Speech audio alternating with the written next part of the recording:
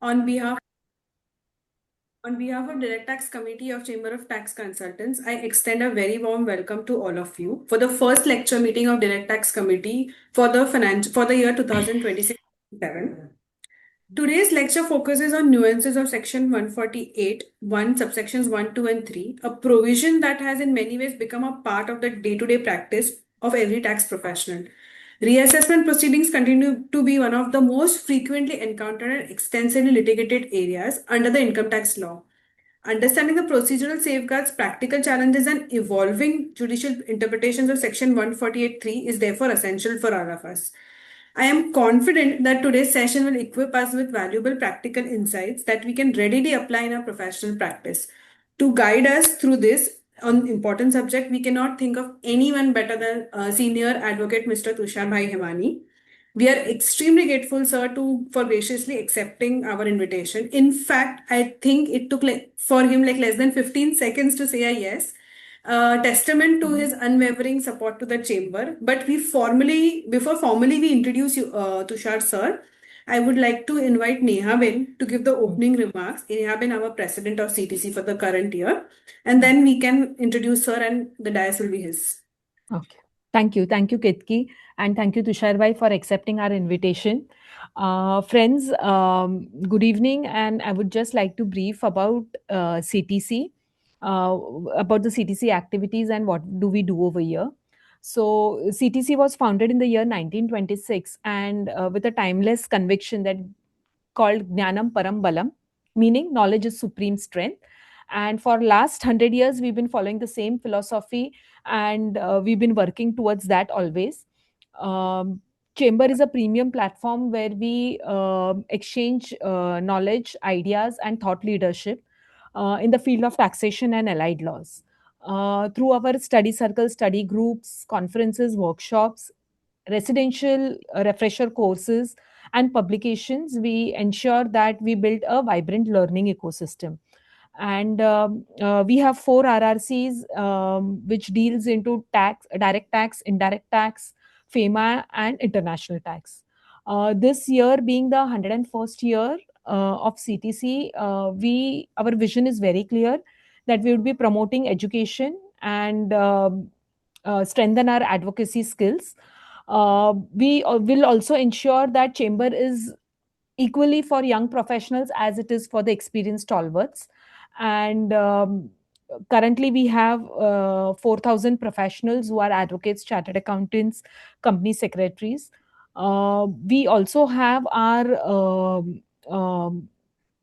publication, monthly publication called the Journal, and a quarterly publication for international tax and student publication called Jigyasa. Um, Also, we have a dedicated student committee whose role is to nurture the next generation of professionals, and a representative law and representation committee who ensures that we actively engage with the regulators, authorities, and governments. Um, Chamber also has its footprints at Delhi, Pune, Vidarbha region, and study groups in Hyderabad and Bangalore. Uh, we firmly believe in learning and leadership, and we would wish that if anything of that excites you, and if you're still not a member of CTC, you're warmly invited to become a part of it, and together maybe we can uphold the chamber's proud legacy. Thank you, and over to you, Ketki. Thank you, Neha Ben. Thank you for the kind words. Now to take it over and introduce sir. So Tushar Hemani sir is a BCom, LLB and an ACA. He's a senior advocate, direct and indirect taxation, corporate taxation, and commercial and fiscal law is his area of practice. He's a qualified chartered accountant with extensive experience in direct and indirect taxation, corporate, commercial, and fiscal law.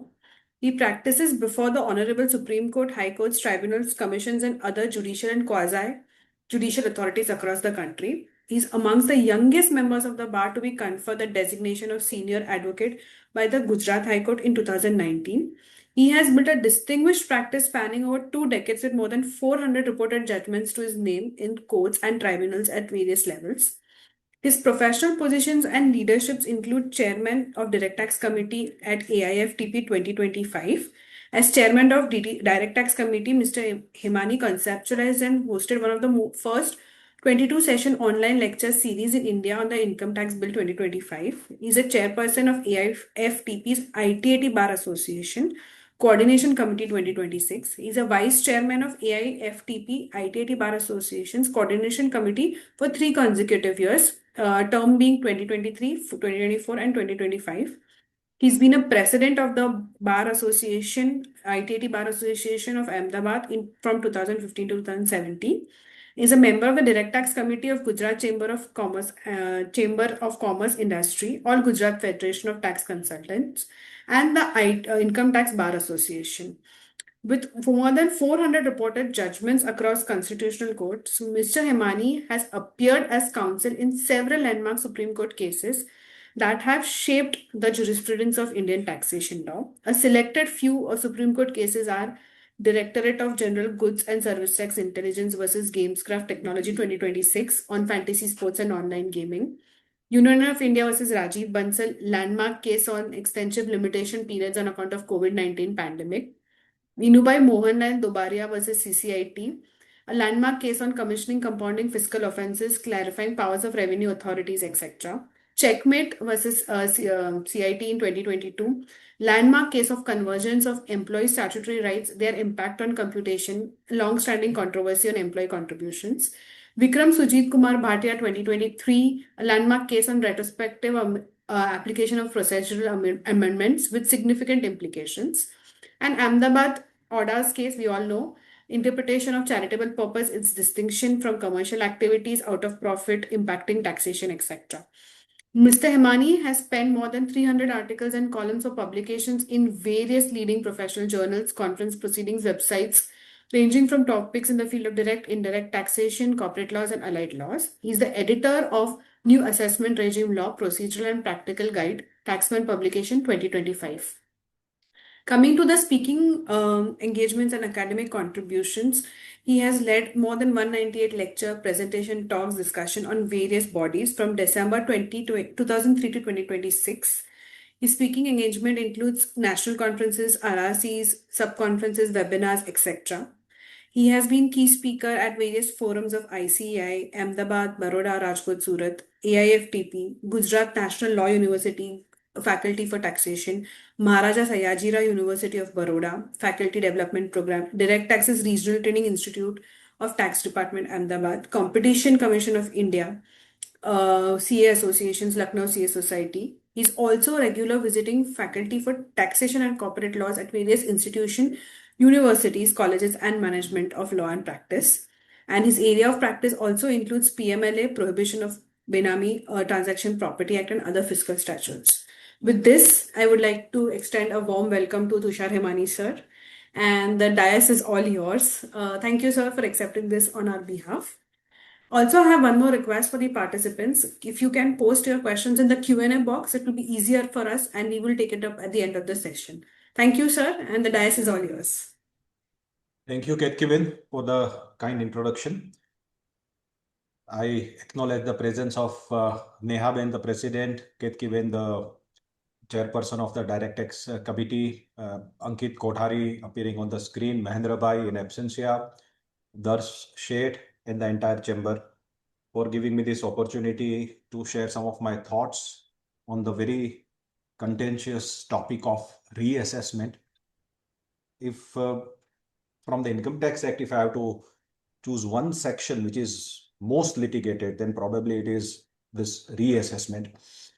And because of that, the interest in the topic, interest in the subject, statutory provision remains as it is, despite many lectures, etc. And Parliament and the present government is ensuring that our interest remains as it is by bringing in so many amendments back and forth, that once you start studying the present provisions, by the time you master them, we have a new set of provisions controlling the field again. So it's an interesting game where we all keep our minds sharp. We all keep our learning acumen in the fifth gear, and this way we can all share some of our thoughts on the topic of the day.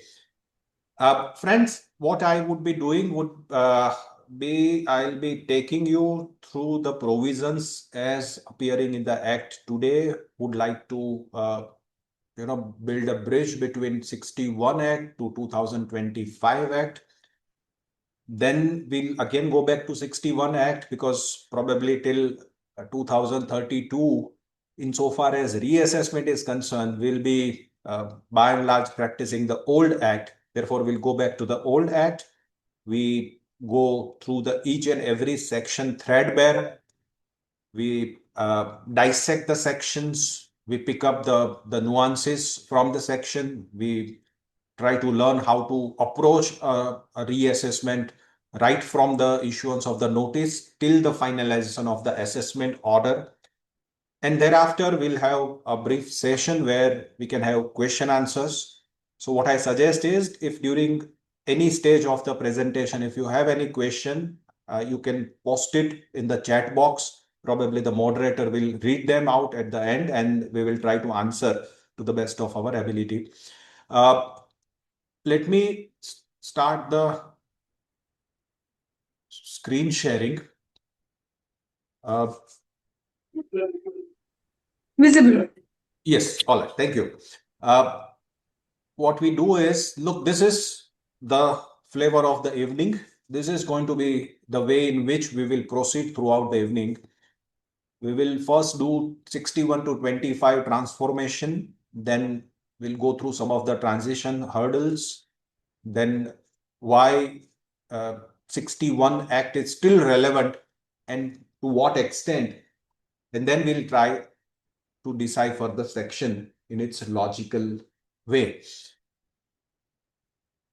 Let us, because ultimately we will have around 90 minutes and it's 6:15. So by 7:45, I should be through with the presentation and then 10 minutes of question answers. So let us, without wasting much time, right from 22 Act, reassessment is something which is always there in the scheme of the Act. It's not something which is a recent development. The obvious reason is that apart from the fact that the normal assessment procedure, it's not possible to cover each and every SSC. There are further developments even after filing of the return.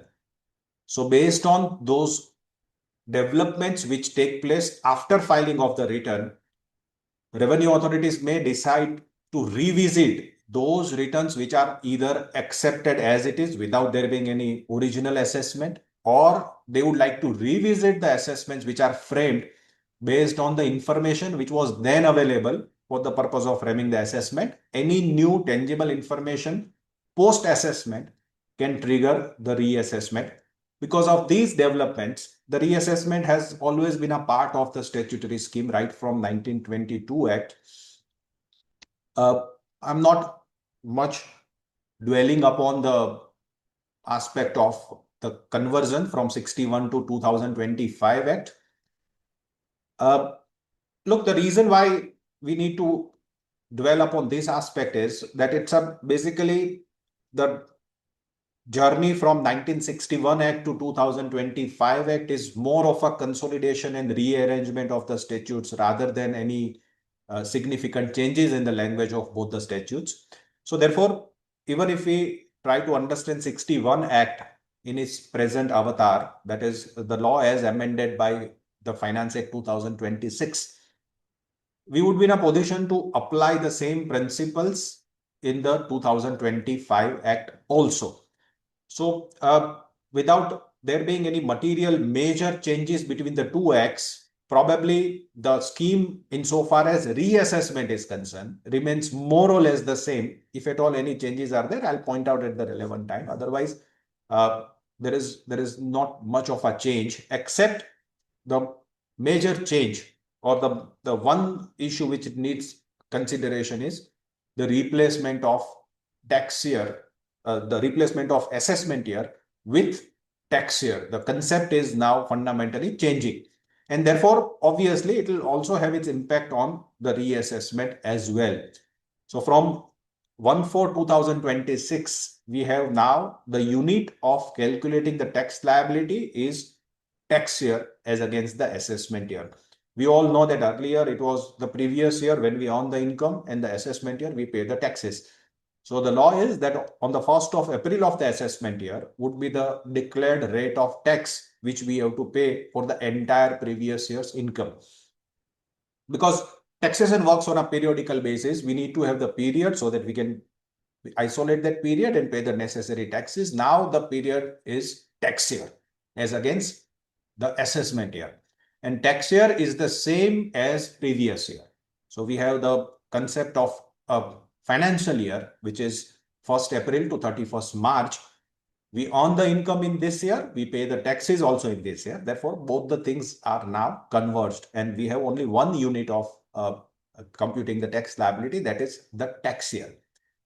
Now, reference to tax year obviously will have some implication insofar as the limitation under the reassessment is concerned. Because under the reassessment, we all have been practicing the law as that 4 years from the end of the relevant assessment year, 6 years from the end of the relevant assessment year, so on and so forth.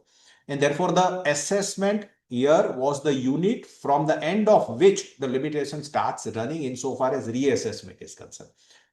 Now, in the 2025 Act scheme, that is the new Act, we have the concept of tax year, and therefore limitation would start running from the end of the tax year.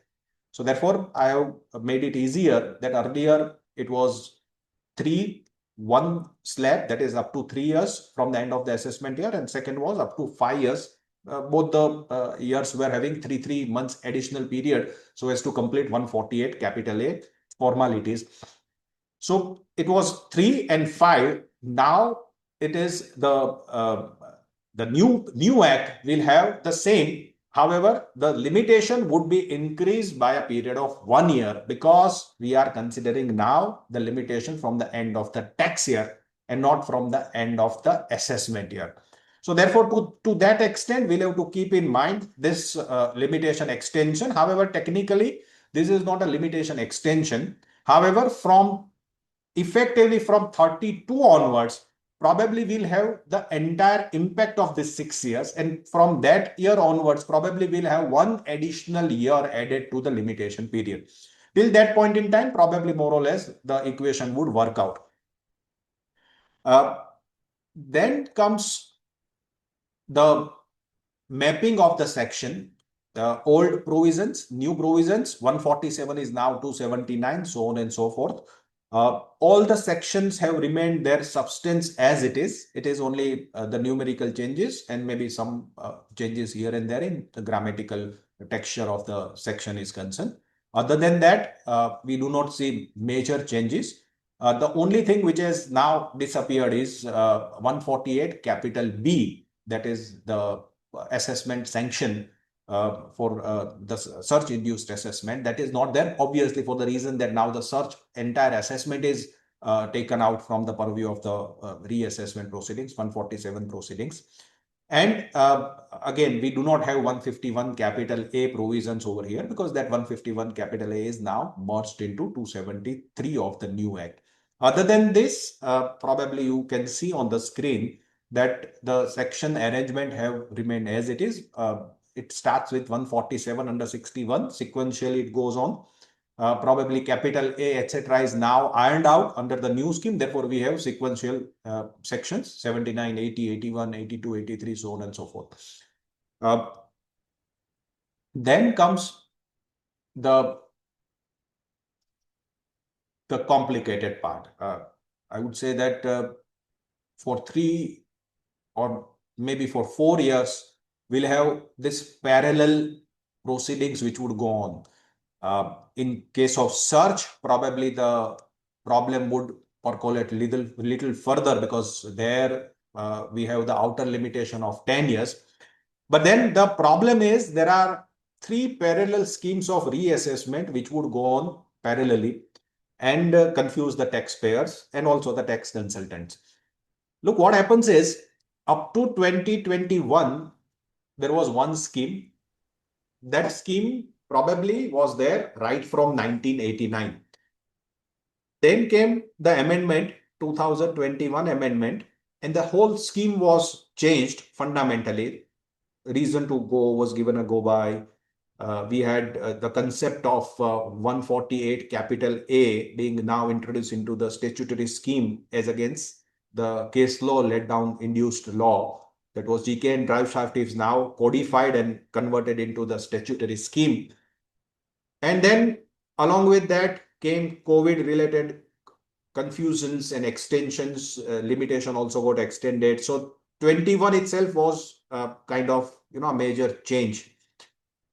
Then came from 2024, again, the scheme had undergone a major change.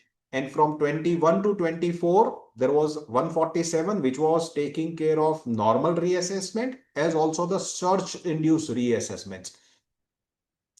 Then the department or parliament realized that probably on the recommendation of the department, parliament again reconsidered the whole thing.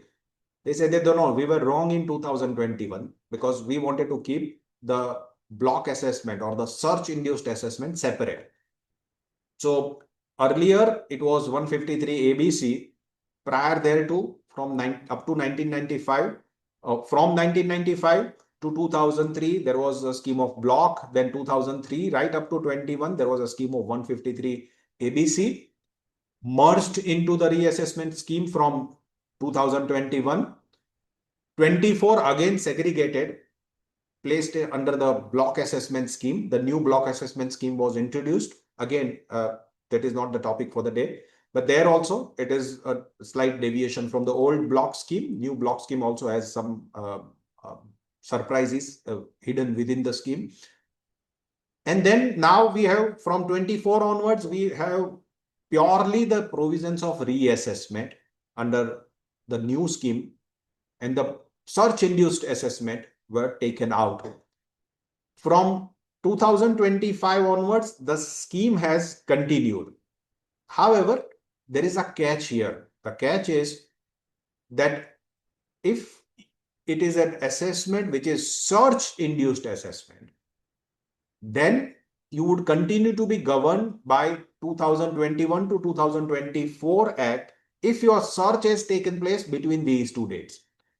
So if, as per 152 subsection 3, if your search is between 2021 and 2024, then you are continued to be governed by the reassessment proceedings.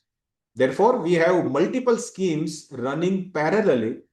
And even after the introduction of the new Income Tax Act, these schemes would continue to run. Therefore, we need to have multiple textbook of Income Tax Act lying on our table for quite some time. So those who are thinking of getting rid of the old income tax, hold your breath, because we are going to need it till at least 2032. Then comes the transition, repeals and savings. And here is where probably the actual discussion now starts. The crux of the today's discussion probably would start from here. Here is where I see a lot of litigation happening, because what 536 holds, what is section 536 all about? It is equivalent to 297 of the old act, because 1961 act was also a, a, a act which has replaced 1922 act. So 61 was a replacement of 22 act, and now we have 25 act which has replaced the 61 act.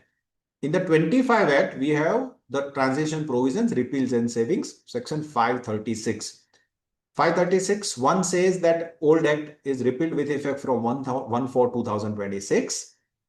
Clauses A and B, the rights, privileges, obligations, liabilities would stay as it is. If it has accrued, it will remain accrued. If it has been acquired, if it is a commitment, your liabilities would survive, your obligations would survive. So also your rights and privileges.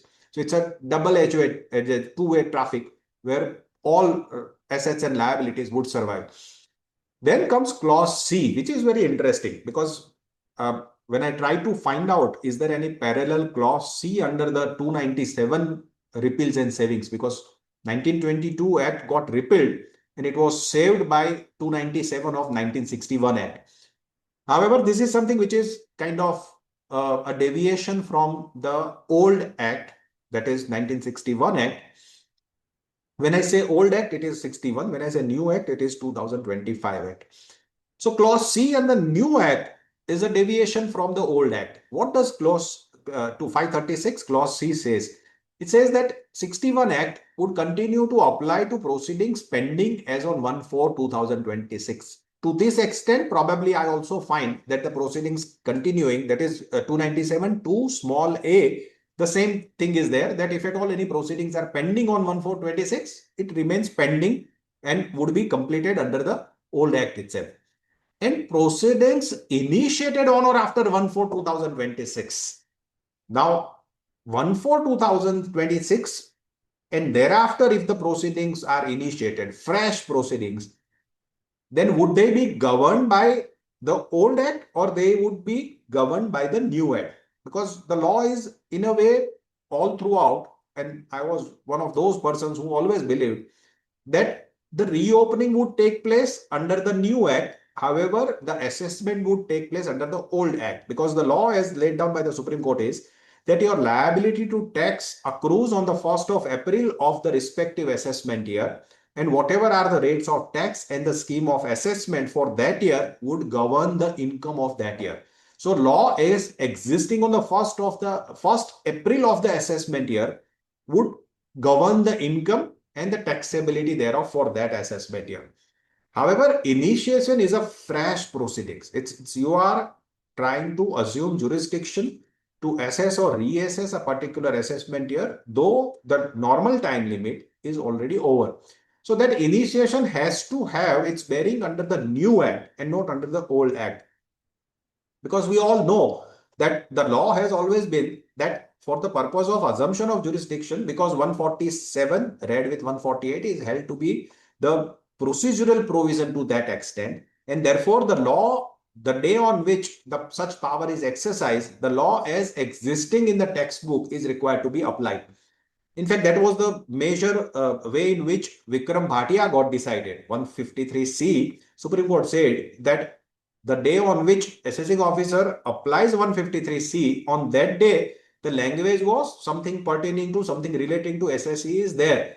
And on that day, there was no belonging to was available, because that is how the law has been perceived, interpreted, and applied.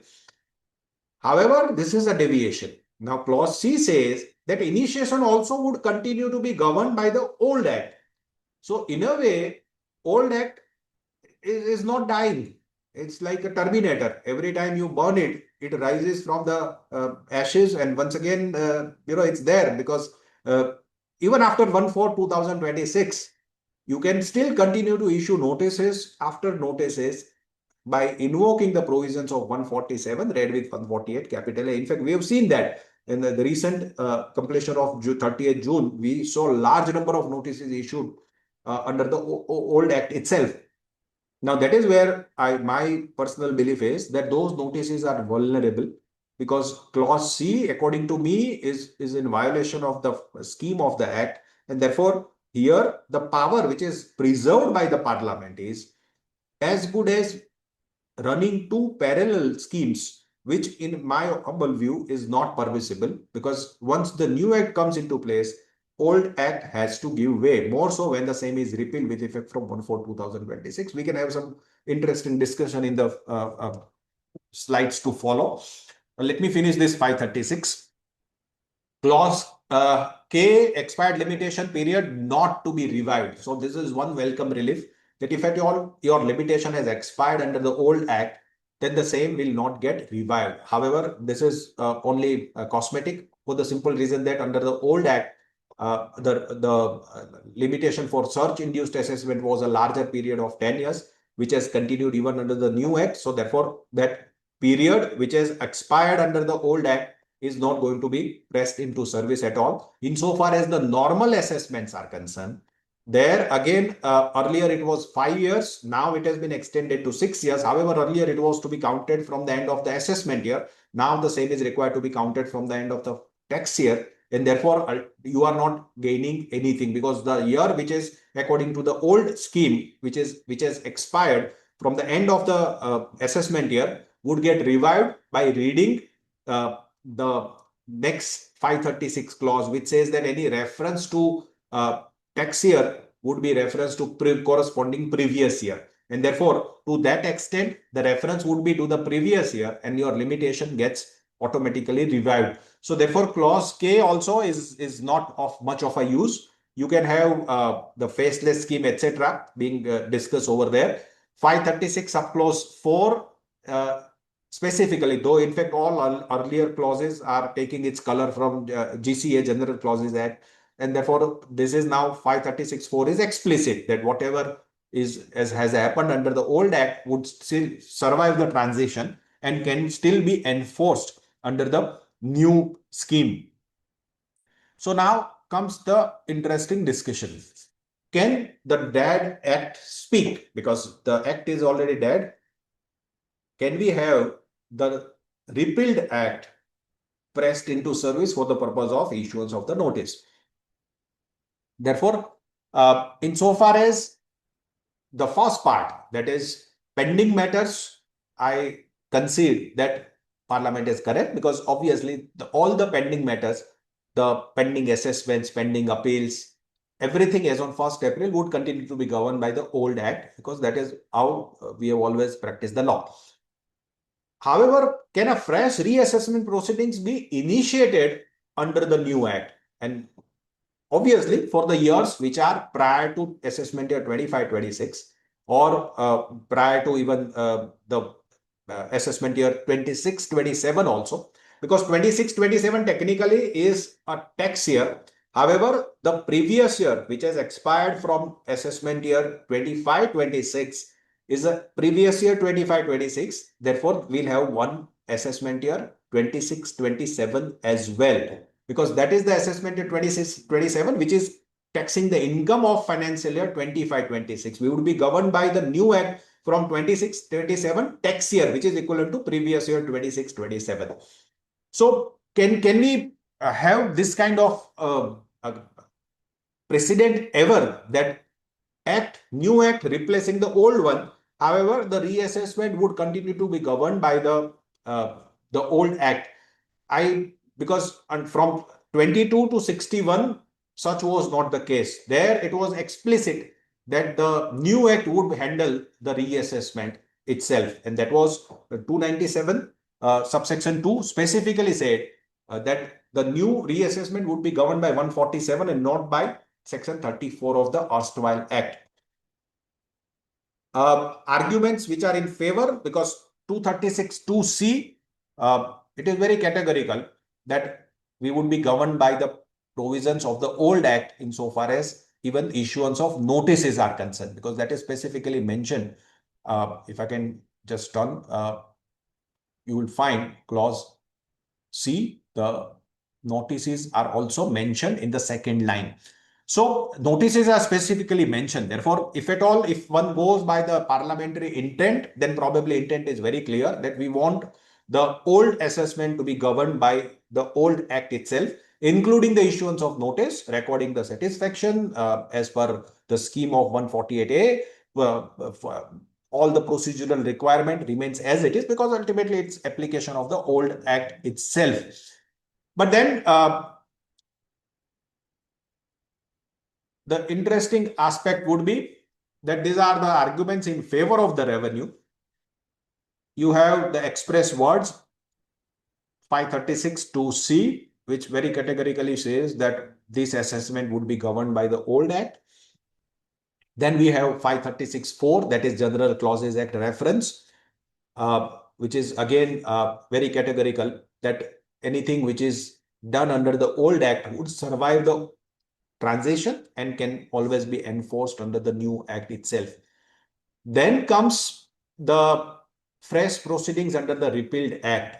We have a judgment of the Supreme Court 72 ITR 787, where the 22 Act assessment was framed. However, the prosecution as envisaged under 22 Act came to be launched after new Act coming into force, that is after 1961 Act coming into force. And the question arose that can such a prosecution be launched under the new Act, or would it survive the transition, or it will have to be done under 22 Act itself? Supreme Court said that no, for all practical purposes, Parliament intent is very clear, and therefore the prosecution can be launched under the new Act itself. And then we have a general act wherein this transition, the court has held that transition is permissible, and even the old proceedings which have accrued or arisen in the under the old act can still survive the transition and can be pressed into service under the new scheme. Therefore, these are the judgments which can be used by the revenue authorities to argue that they can initiate the proceedings and continue to press into service the old repealed act. Again, the law which is very clear is, as I stated earlier, that insofar as assessment is concerned, there is no dispute. And therefore, 166 ITR 102, the Supreme Court very categorically says that liability to tax on escape income is always accrued, that has accrued under 1961 Act, no dispute on that. Reassessment is only the machinery to enforce it. And that is where I join issue, that if it is a machinery, if it is a procedural, then the procedure has to be of the present act and cannot be borrowed from the old act. However, in times to come, probably someone will challenge 536 clause 2C, or simply challenge the reassessment on the ground that such an exercise done under the repealed act by reviving the act and pressing that act into service is something which is not possible. The class argument, Article 14 argument, whether this is arbitrary, whether it creates a differentia between two classes of taxpayers, all those arguments can be pressed into service. But this is one idea which is probably going to be answered or going to be discussed by the courts in times to come. Then comes the argument in favor of the SSE, the second part of it, the mirror of what is available to the revenue. Again, there are Supreme Court cases where they say that a repealed statute must be treated as if it has never existed, except for what is saved by the repeals and savings. Now, that this test is passed by 536 2C, because what is saved is even the application of the old act insofar as issuance of notice is concerned. Then comes these interesting observations that the survival of the rights or privileges under the old act, accrued rights under the old act would cross over and can always be pressed into service under the new act also. However, can license to reopen, can a provision which may enable the revenue to reopen, can it be held to be a provision where it can be said that a right has accrued to the revenue authorities to reopen? Look, this is a provision which can be pressed into service subject to fulfilling the requirement of the scheme of the act. Therefore, this is not a right which has accrued, or it's a vested right in the hands of the revenue. This is a right at best. It's a hope or expectation of initiation of reassessment, and such a right or expectation to reassess is something which is not a rights and privileges conceived under 536 or read with GCA. Such is the law supporting that proposition I have cited on the screen. There the Supreme Court said that right to reopen is never a vested right, or right to, not in the context of income tax. However, the right to initiate the fresh proceedings is never acquired or a vested right. Then comes again, if I look back to the history, 297 2D2, that is the court was very clear. I said that under the 22 Act, they say that a reassessment can only happen if there are no pending proceedings. Then reassessment will happen only under Section 147 and not under Section 34 of the erstwhile Act. Therefore, there the position was different. Parliament enacted the law so as to apply the new, that is 61 Act, for the purpose of reassessment, and there was a specific clause 297 2D2. Then comes, there is one of the argument could be that there any vacuum, because if we do not allow the old act to operate and the new act, if it is not taking care of the all the assessment here in between, then is there any vacuum? Is there any place where the SSC will go untaxed or uncontrolled reassessment for the lack of power on the hands of the revenue authority? Then again, there is no vacuum, because all the years are covered one way or another, and one can apply the provisions of the new act for the purpose of reopening. And therefore, if you ask me to conclude this interesting issue, if you ask me that uh, what is what is my take on this? Because look, the Kalavati's judgment, which is that is Kalavati Devi 66 ITR 680, there the assessment was concluded, and the revision, that is 263 power, was sought to be applied. When the said power was sought to be applied, one of the argument was that 22 Act did not have a corresponding provision of 263, and therefore that provision has never transited from 22 Act to 1961 Act. Supreme Court said that though in the 297, that is repeals and savings sections of 1961 Act, though such a power is not there, however, the Parliament never intended that you can reopen but not revise. And therefore, the Supreme Court said that you have to read the section repeals and saving in such a way so as to make sense out of it, and you can't interpret it in any other way. Therefore, that revision was permitted by the Supreme Court on, if despite there being no provisions in the Repeals and Savings Act.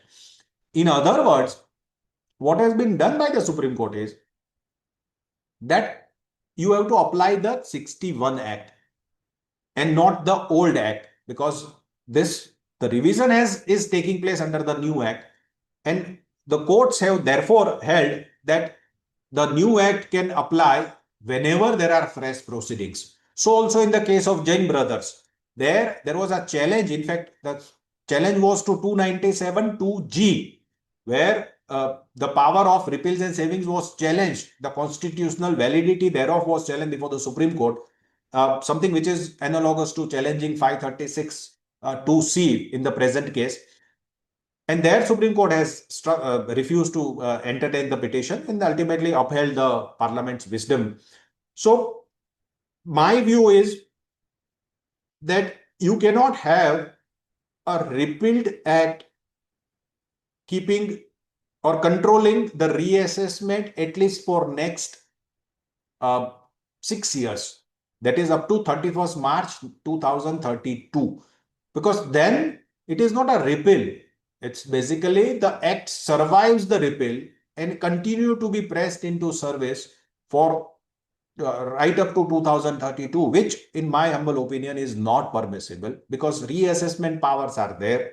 Reassessment powers are required to be enforced under the new act and not under the old act. Otherwise, old act cannot be said to have been repealed at all.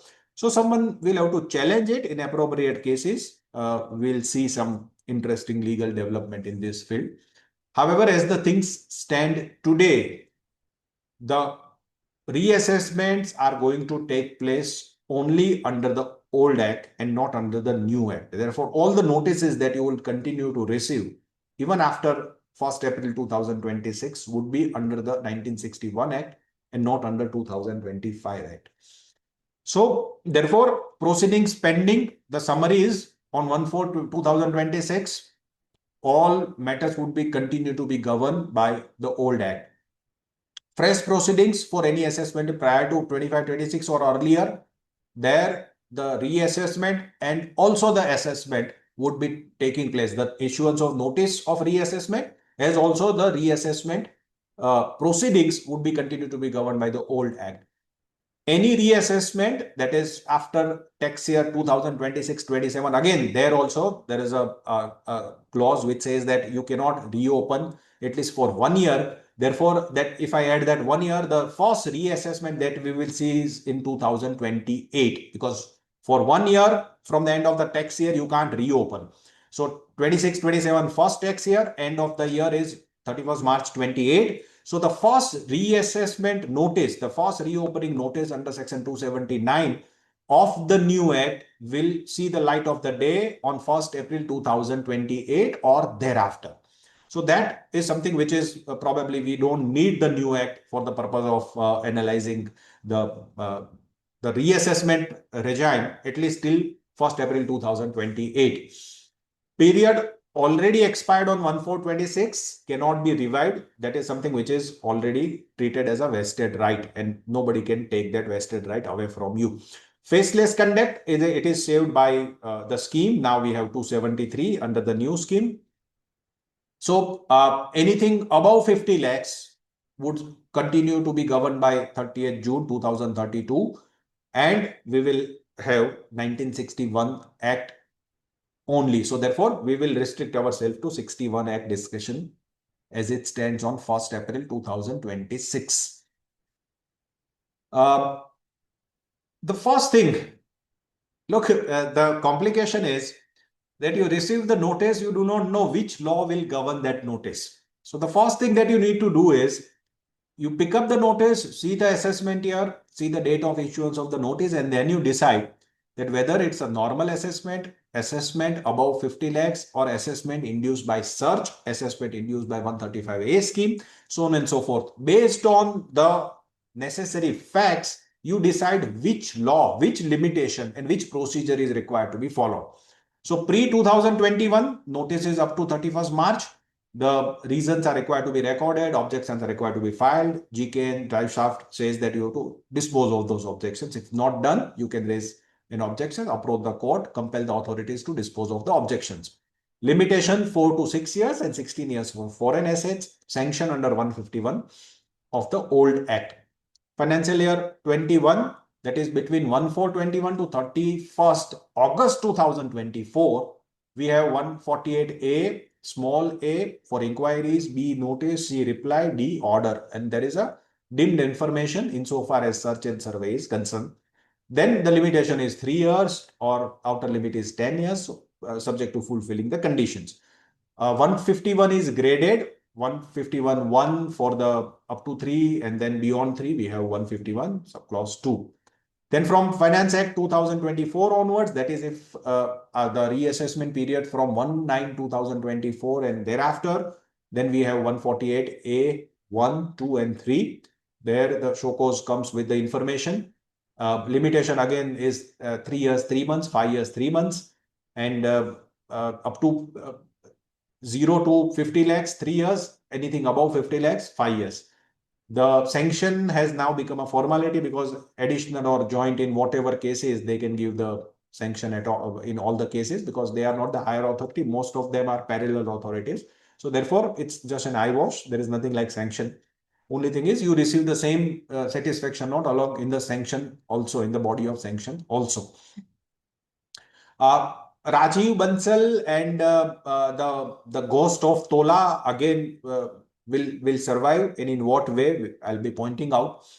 So first thing that we need to figure out is that notice pertains to which period, notices are issued during which period, and they belong to which assessment year. Based on that, we move forward.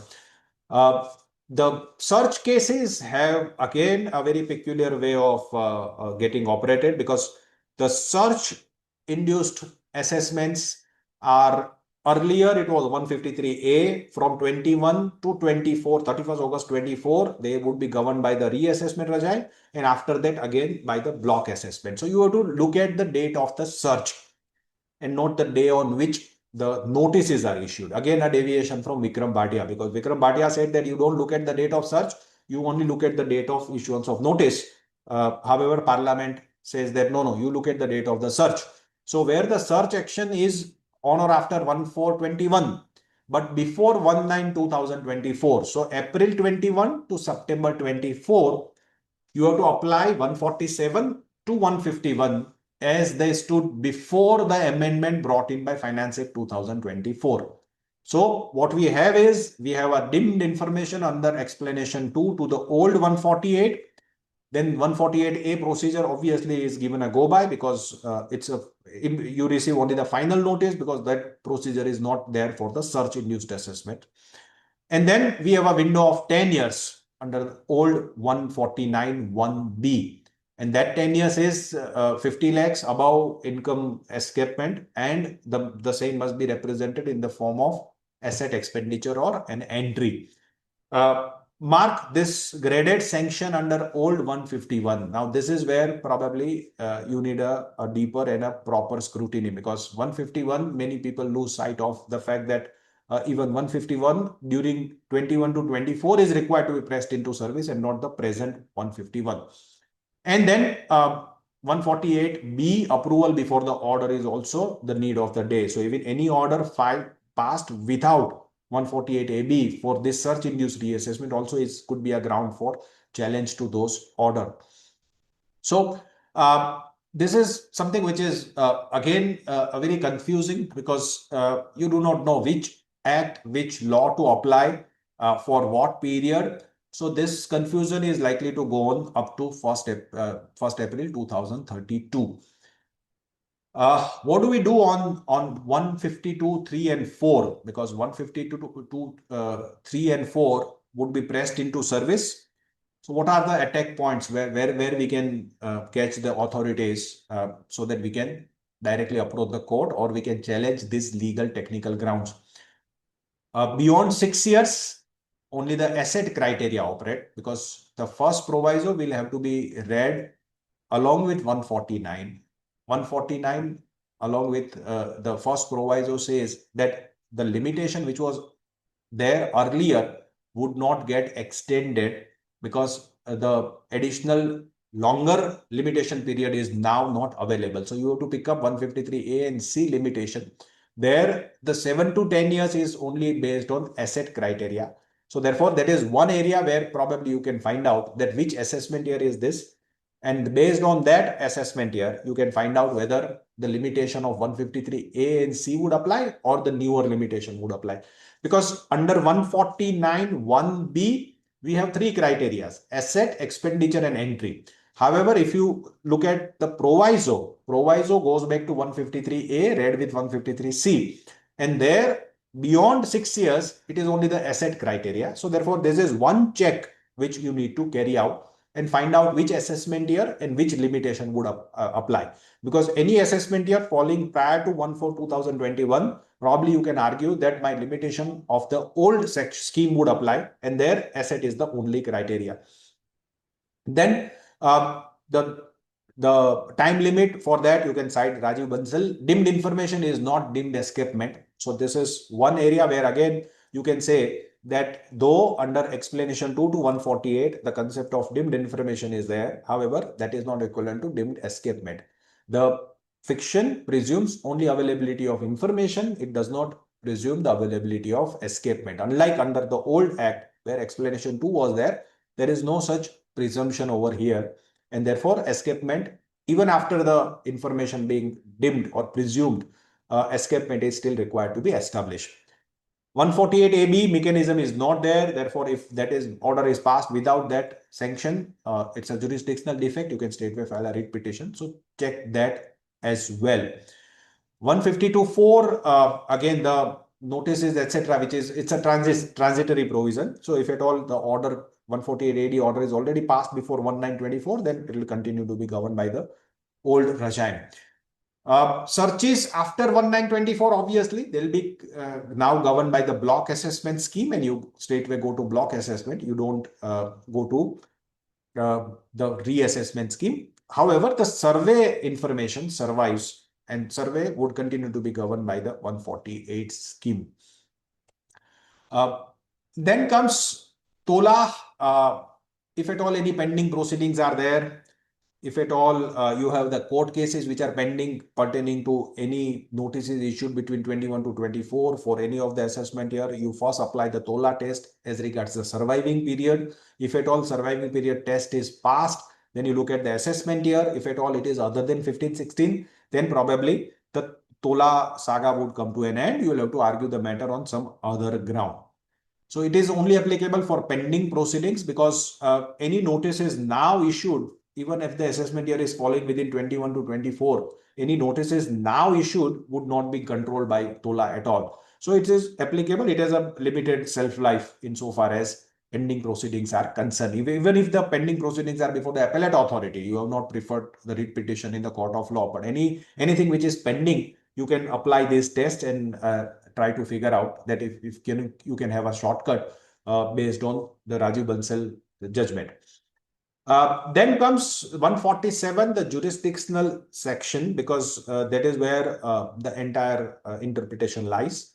That earlier it was income escaping assessment based on the reason to believe, that based on the belief of the assessing officer.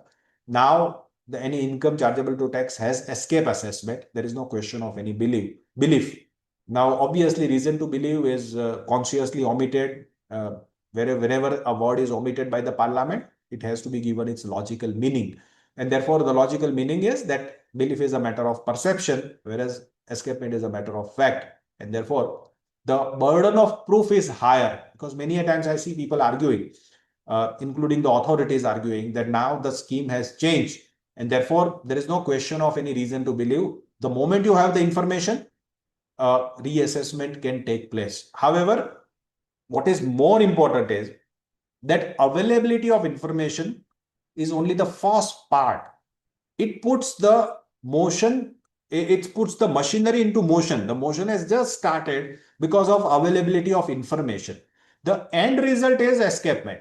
Therefore, mere availability of the information does not give unfettered license to the revenue authority to reopen anything and everything. What is required is, from that information, I would call it an actionable information. From that actionable information, the journey starts.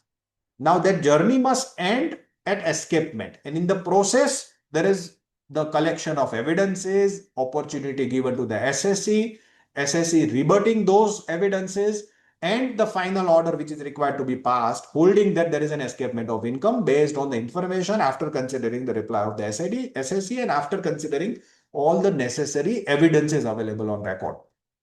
Therefore, the burden, according to me, is much higher as against the old reason to believe, because reason to believe obviously has an element of subjectivity. 147 is jurisdictional, 148 is procedural. 148 procedural, again, the law says that 147 subject to 148, and whenever there is a subject to, and that subject to is qualified by notices, procedures, limitations, sanction, etc., then it has to be given its due meaning. You can't just say that this subject to is inconsequential. And we have the judgment of 53 ITR 231 Supreme Court categorically holding that every such subject to is, every fetter carries an equal weight.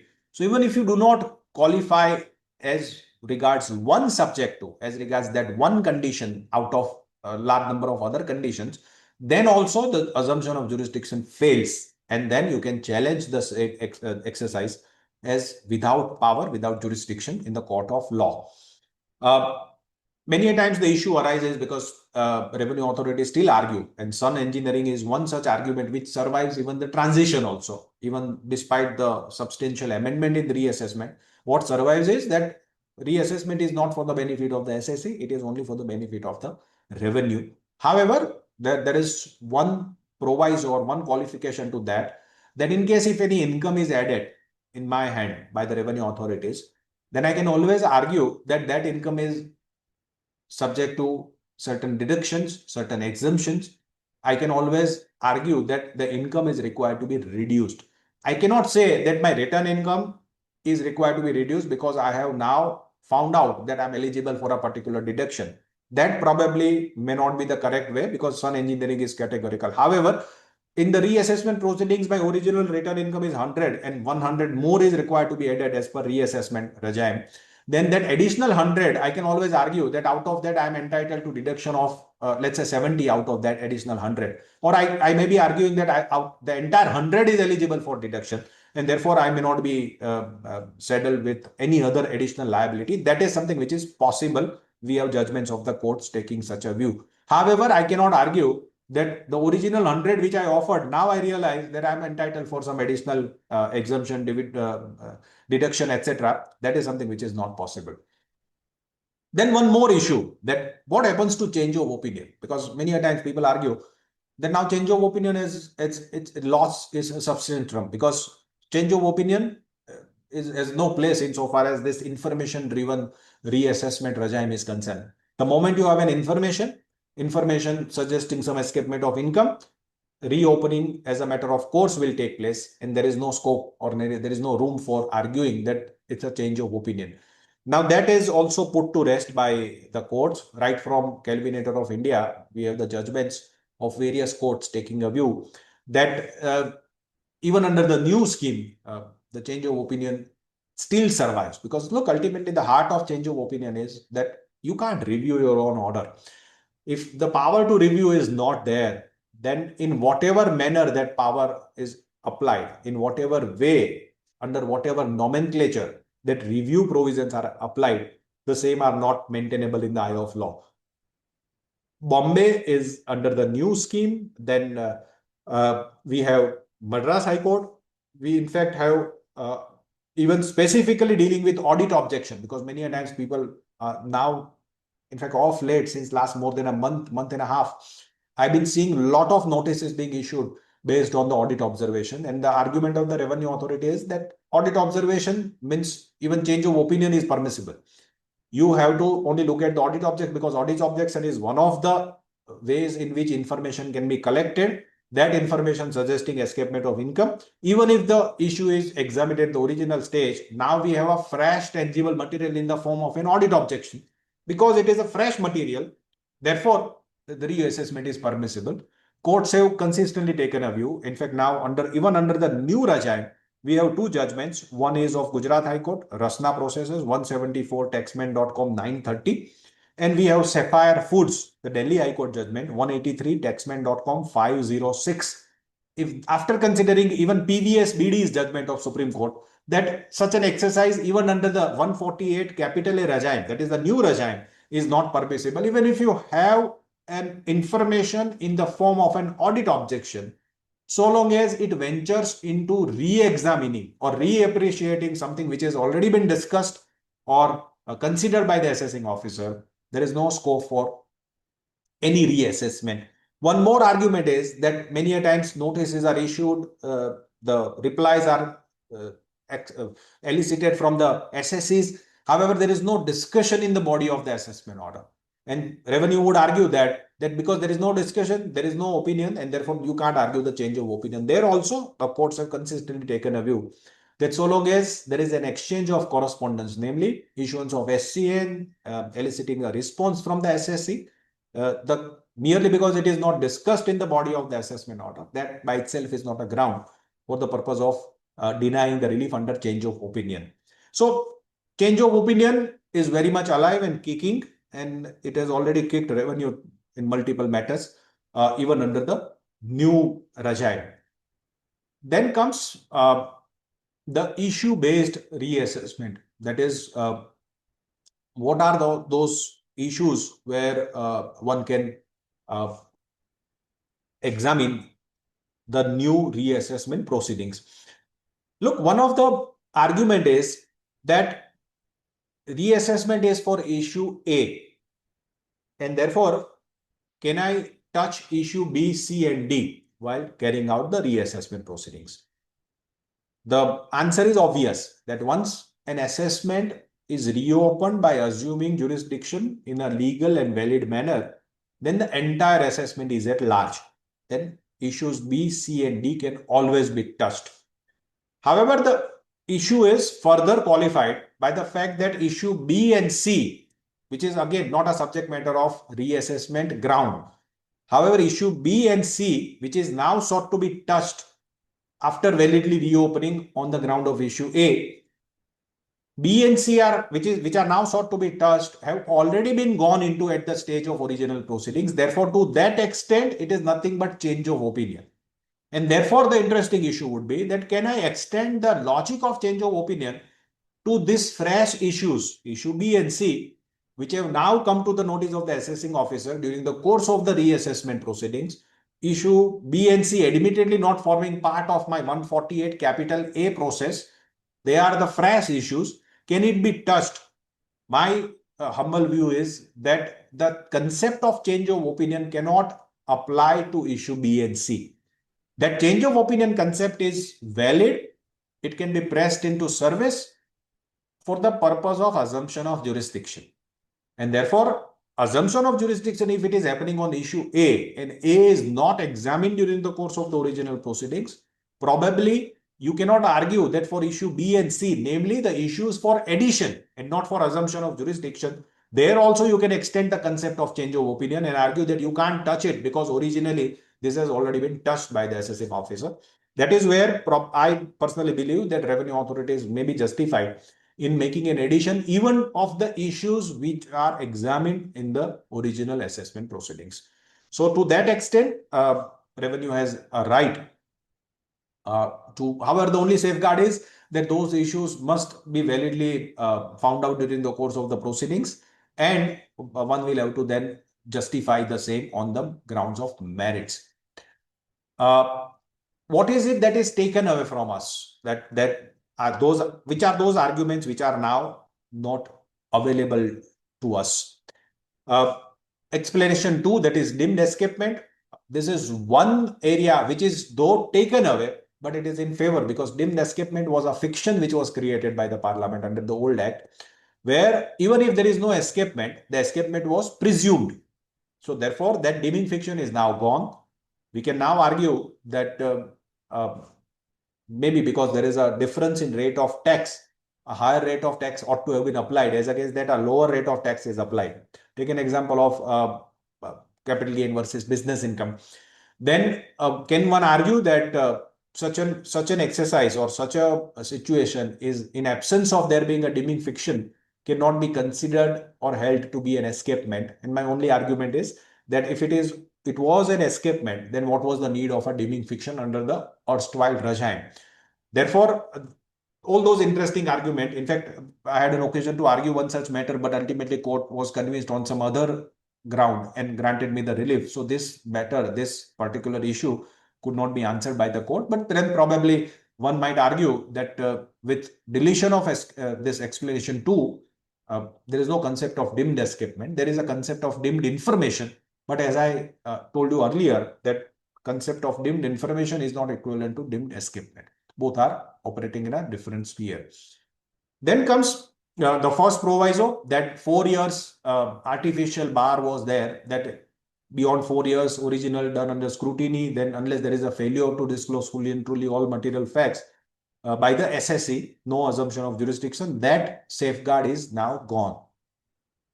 Third proviso also is not there, 147. So that those matters in appeal can also be reopened, because that proviso is now deleted. However, one can argue the doctrine of merger, because doctrine of merger survives independent of the legal provisions. That's a concept which is flowing from the general jurisprudence. And the doctrine of merger is that when a lower authority's order is taken into appeal and it merges with the authority of the higher authority, the order of the higher authority survives and the order of the lower authority gets extinguished. So then the concept of merger again can save you, that if there is no assessment, there is no question of any reassessment, because that order of assessment has already merged into the appellate order, and therefore you can't carry out the reassessment. However, pending appeal, if at all appeal is pending, and pending that, in case if the issue is reopened, can you argue the doctrine of merger? Again, my view is that anything which is pending before the first appellate authority is something which is pending before the higher authority. And therefore, assessing officer cannot make, by reopening, that appeal infructuous. And therefore, even to that extent also, the law can operate in SSE's favor. Such income and also any other income, that was the terminology used in the earlier regime, that whenever a reopening takes place on the ground of, let's say, cash credit, and if the cash credit is added, then all other income can also be added, including the income on the ground of GP or any disallowance of interest, so on and so forth. However, in absence of any addition on the ground of cash credit, which is a subject matter of assumption of jurisdiction, you can't make any addition of any other income. Now that terminology is changed under the new act. The only argument is that whether that income, which is a subject matter of addition or subject matter of information, without adding that, can you go to some other information and make an addition on some other grounds? Now here under the new scheme, you are aware that this check is inbuilt. The reason is, unlike erstwhile scheme where there was a reason to believe, this is a scheme where only escapement is subject matter of reassessment. Therefore, one will have to establish the factum of escapement before assumption of jurisdiction.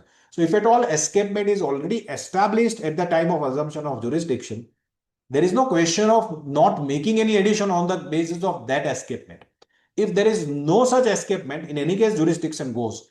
So, unlike erstwhile regime, where there was a reason to believe that income as escape assessment, that reason to believe was having a subjective outcome, and there could be a situation where the belief was not correct.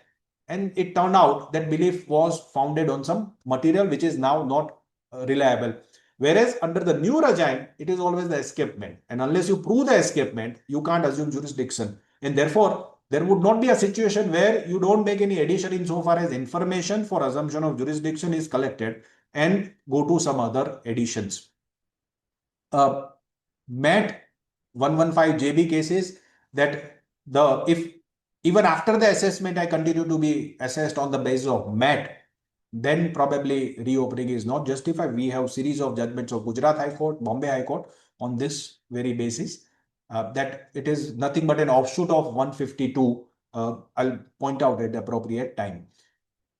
The notice, there are two conditions. Notice now must be issued along with the copy of 148A3 order. And along with that, we must be supplied with the material which was relied upon by the authority for the purpose of reaching to this conclusion. Now we have a larger window for filing the return of income. Advice is to file the return of income within that larger window. Do not wait for that window to get closed, because if you wait for that window to close and after that you file the return of income, then probably will not be considered as 139 return, and you might lose the benefit of loss, carry forward, revision penalty, etc. You can't revise the return thereafter, etc. In any case, 148 return is something which that inherent factors that the returns, such a return cannot be revised. Then comes the second part, that is 135A scheme information.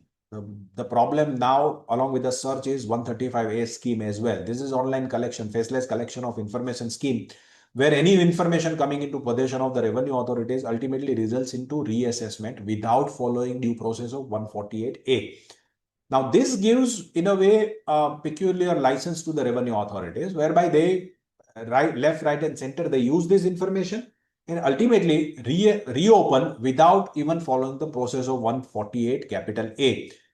Courts have taken a view that 135A scheme, any information coming into possession must be put before the SSE under 133(6). You call for the information verified, make a case for approval by the approving authority. Approving authority must specifically mention that on what basis they are granting the sanction and why the clarification given by the SSE is not correct. Therefore, there are checks and balances under 135A, but then courts are also seized of 135A issue, whereby they are considering whether to give a license to revenue authority to reopen without following the process of the 148 capital A process. DIN is something which is again had a lot of issues because notices issued without DIN. People were arguing that such a notices are not valid. Reassessment were caused on that ground. We have judgments of Delhi, Bombay, etc. Then judgments stayed by the Supreme Court. Pending all this legal drama, the Parliament became wiser. They came out with an amendment 292B with effect from 110, retrospectively with effect from 110-2019. And they say that even if there is no DIN, there is no question of holding the said document invalid. So that argument is now not there. Information which suggests, now this suggestion, as I stated earlier, that this suggestion must have a live and direct nexus between the information and escapement.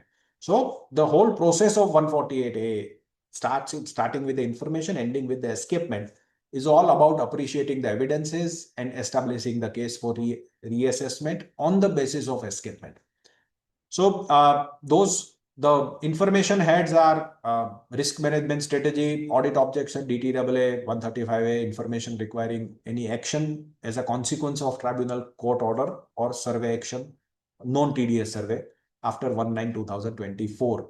So there is, other than this, nothing is considered as information. So probably anonymous complaints or borrower satisfaction, bald suspicion, all those cannot be considered now as an information. However, they can be very well covered under the risk management strategy, because so far nobody has seen what is RMS, because courts also have asked the department to place on record the RMS. However, so far SSCs have not been successful in seeing, much less questioning or analyzing, even in seeing the risk management strategy formulated by CBDT, because according to them, there's a dynamic document and it keeps changing. Therefore, there's no sense in sharing the same. Therefore, anything which is beyond these 6 heads cannot be considered as an information, and there is no question of assumption of jurisdiction. However, what falls under first part, that is RMS, nobody knows. That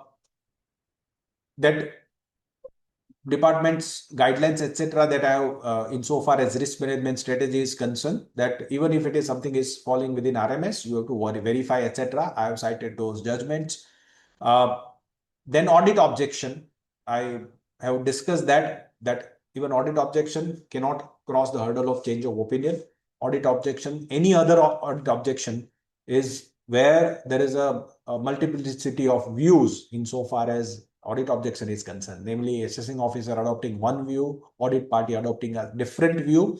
One can argue the change of opinion. However, if at all something which is not discussed, something which is not at all opened by the assessing officer, probably audit objection is an information under the new regime, because that is a deviation from the earlier erstwhile regime. So erstwhile regime 119 ITR 996 Indian Express News Service was very categorical. Now that is overruled by defining actionable information, including audit objection as one of the actionable information.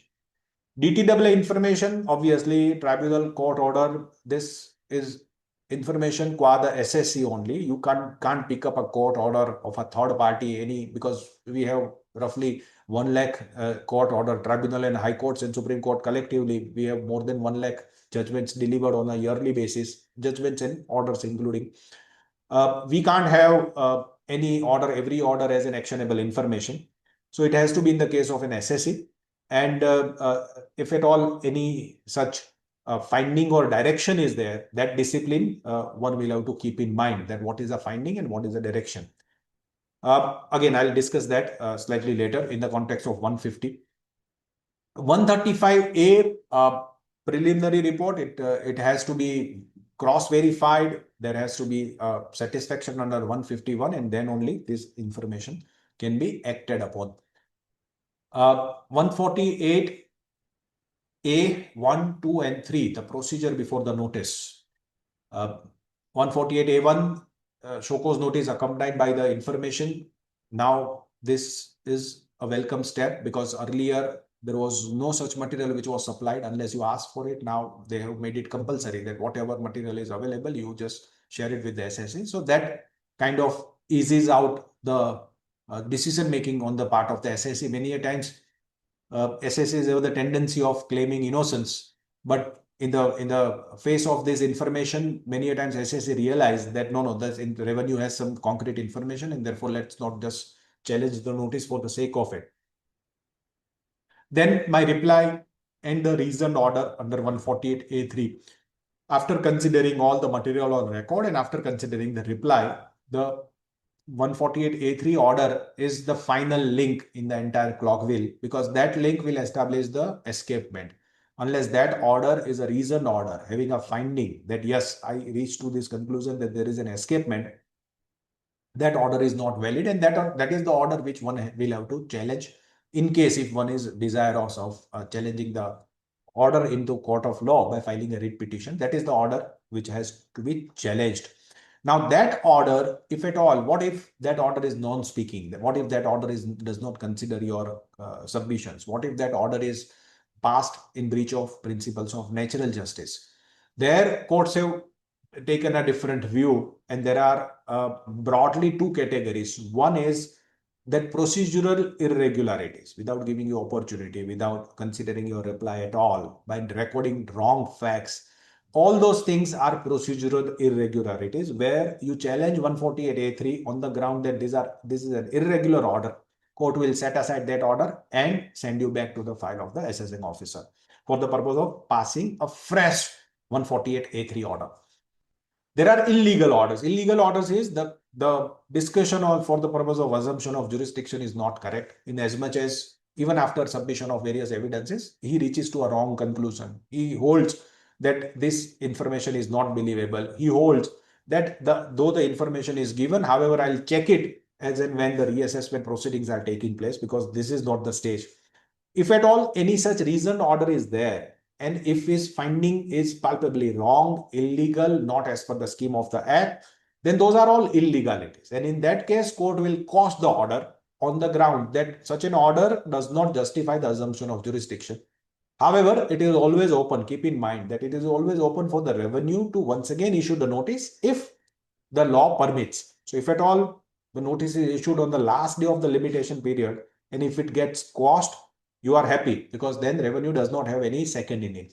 However, if at all the time is remaining, and if you challenge it now on the ground that the wordings are not correct, or the information is not correct, or the order is patently, palpably wrong, then keep in mind that if the time limit is available, revenue will come out with a second notice. In such a scenario, maybe it is advisable to wait out the time so that you don't immediately challenge it. You take that matter into assessment. Maybe you challenge it before the first appellate authority or the second appellate authority. By that time, the limitation is expired. And unless the court directs that the limitation gets extended under 150, you are saved from the second innings.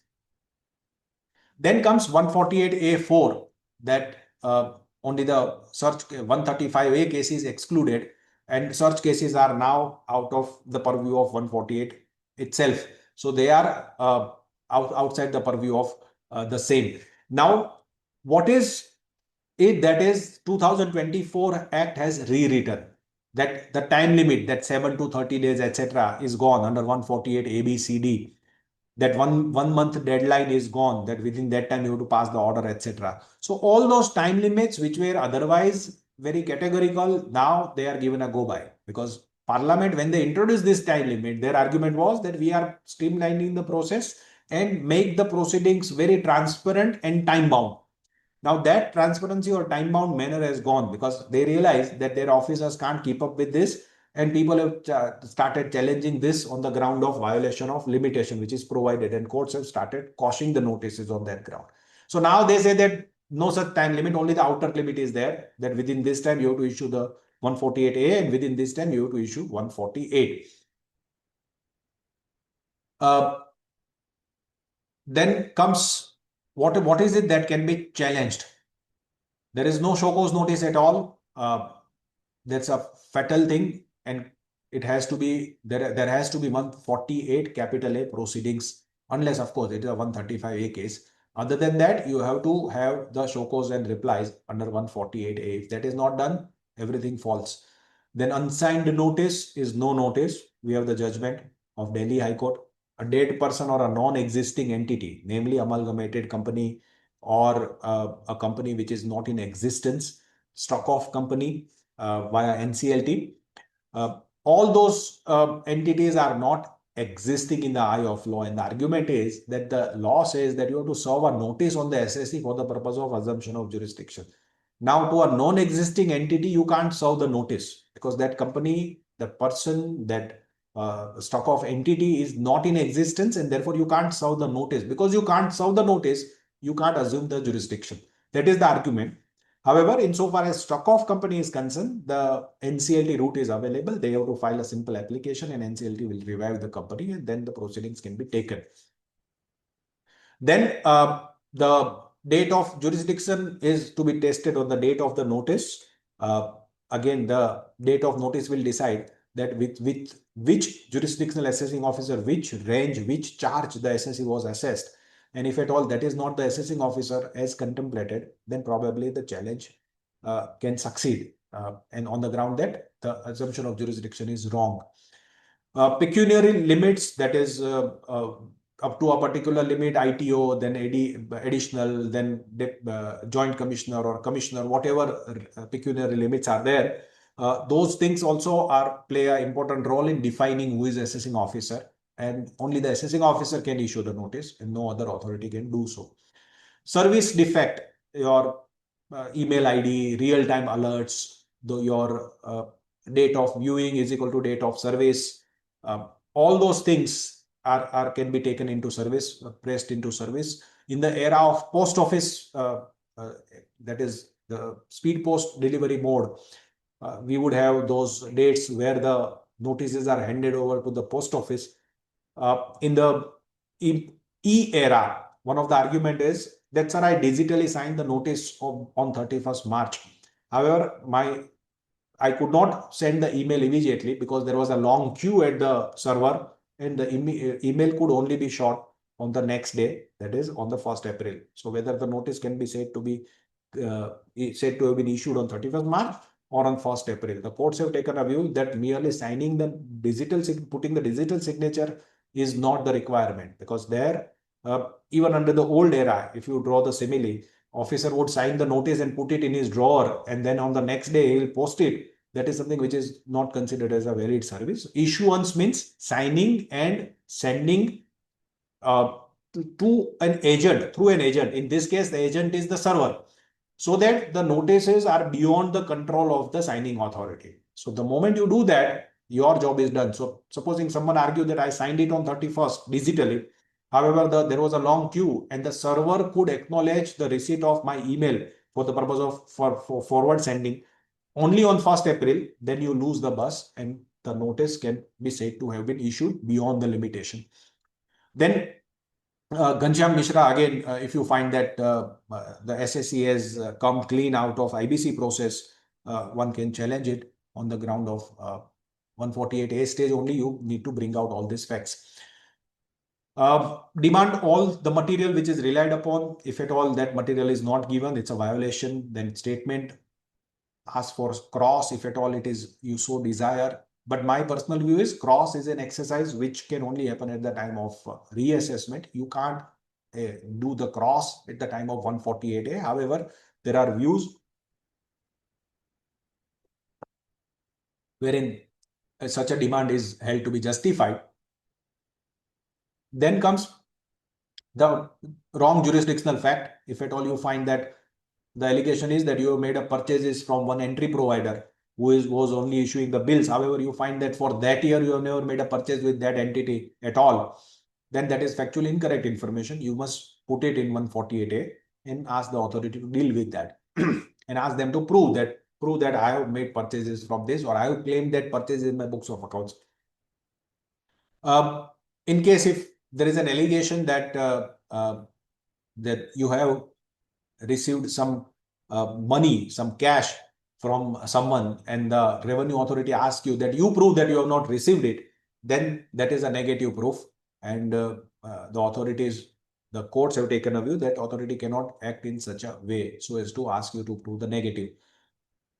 Personal hearing, you can always ask and everything put in writing, because this writing, the raising of objections, that is 148A reply, would decide the future course of action and would come very handy even during the course of the reassessment proceeding. Then comes the challenge further, that speaking order dealing with your reply. If at all reply is not considered, then it is fatal. You can always challenge that. Your order should not contain anything which is not put to you. Therefore, if the show cause is that you have dealt with a particular entry provider in the sum of rupees 1 crore, and the ultimate finding is that that 1 crore rupee you might not have dealt with him, but however, I find that there is a second entry provider with whom you have a dealing, and that also you have not explained because that was never put to you. So anything which is not there in the show cause notice cannot come in the order. If at all it comes, you can challenge the order on the ground that there is no show cause notice. Mind you, that will be treated as an irregularity and you would be put back at the stage of show cause itself. The notice will not go, according to me. Then comes the scope of what can be done, what cannot be done. As I stated earlier, there are some aspects which can only be done under the reassessment. Then comes the consistency in the approach of the revenue authority, that there are two identical show cause notices which are there. One is dropped, one is pursued. Can one argue that, sir, in the hands of my co-owner, you have dropped the proceedings, and in my hand, you have continued, and therefore this is nothing but unequal treatment given to same taxpayers? One can argue, and one can then challenge on the ground of discrimination. You can notice be reissued on the very same issue after dropping one notice? Answer is yes and no. Answer, if at all it's on the same cause of action, one can argue that it cannot be done. However, if the original proceedings are dropped on the ground of some technicalities, let's say the notice is issued containing grounds, there was no signature at the end of that, you challenge that on the ground that there is no signature and therefore notice is not valid, court agrees with you, quashes that notice, then officer can very well put a signature and once again issue the same notice if the time permits. So therefore, if it is done on a technical ground, then the reissuance of the notice can take place. However, if it is done on merits is on the ground that these reasons are not there in conformity with the scheme of the act and therefore assumption of jurisdiction is wrong, then the principle of double jeopardy would apply and you cannot be put to the same pains once again. 148A3, the only remedy is obviously the writ petition. You can't file any appeal against that. Then comes the limitation aspects, that what are the limitations? Now we have the limitations 3 months, 3 years, 3 months from the end of the relevant assessment year, and that is for even 1 rupee of escapement. Beyond 3 years, up to 5 years, 3 months, 50 lakhs and more in the form of asset expenditure or transaction entries in the books, or and that also must be based on the books of accounts, document or other evidences in possession of the assessing officer. So this twin condition, that 50 lakhs plus and then possession of the AO, the material supporting evidences, etc., is the cumulative condition. Therefore, both will have to be satisfied. And the amendment again, reveal is now replaced with related to. Therefore, it's a much wider term. Reveal is something which has suddenly surfaced, whereas related to is something which was, even if it is there, then also the assumption of jurisdiction is easy. Larger 10-year window is gone. What we have is, it is only reserved for search-induced reassessments. Then 50 lakh, again, it cannot be on a presumptive basis. It has to be established. And the courts have taken a view that such an exercise is not permissible. If you presume that today I have 19 lakhs worth of information, but I'm very sure that once, if you allow me to reopen, I'll make it more than 50 lakhs. That assumption does not work. Entire sale consideration is many a times treated as escape income for the purpose of assumption of jurisdiction. Courts have taken a view that such an exercise is not permissible. Then the asset jurisprudence, asset does not include deduction, asset does not include bad debt write-off, asset does not include any disallowance of any claims. Asset is, though the definition of asset is in fact the normal assessment, the definition is defined under the Income Tax Act, that is inclusive definition. Therefore, they say that asset includes, then there are 7 categories of asset, and that those 7 categories are over and above the normal meaning of the asset as well. So one can argue that asset means only these 7 categories of asset. Then the revenue would say that no, sir, it is an inclusive, and asset includes then the 7 categories. Therefore, normal meaning is never excluded. That is what someone can argue. So therefore, asset will have a wider meaning. There is aggregation is not permissible. Each year we'll have to pass the test of all these conditions, 50 lakhs, etc.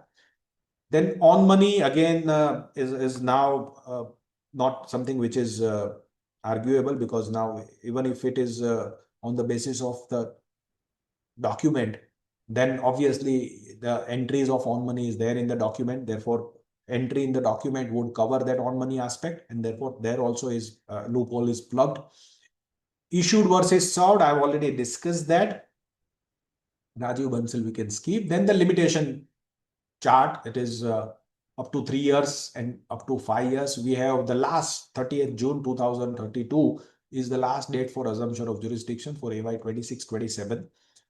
And till that point in time, the old law will continue. Again, the search-induced reassessment will have a different saga, and that 10 years period would be much larger.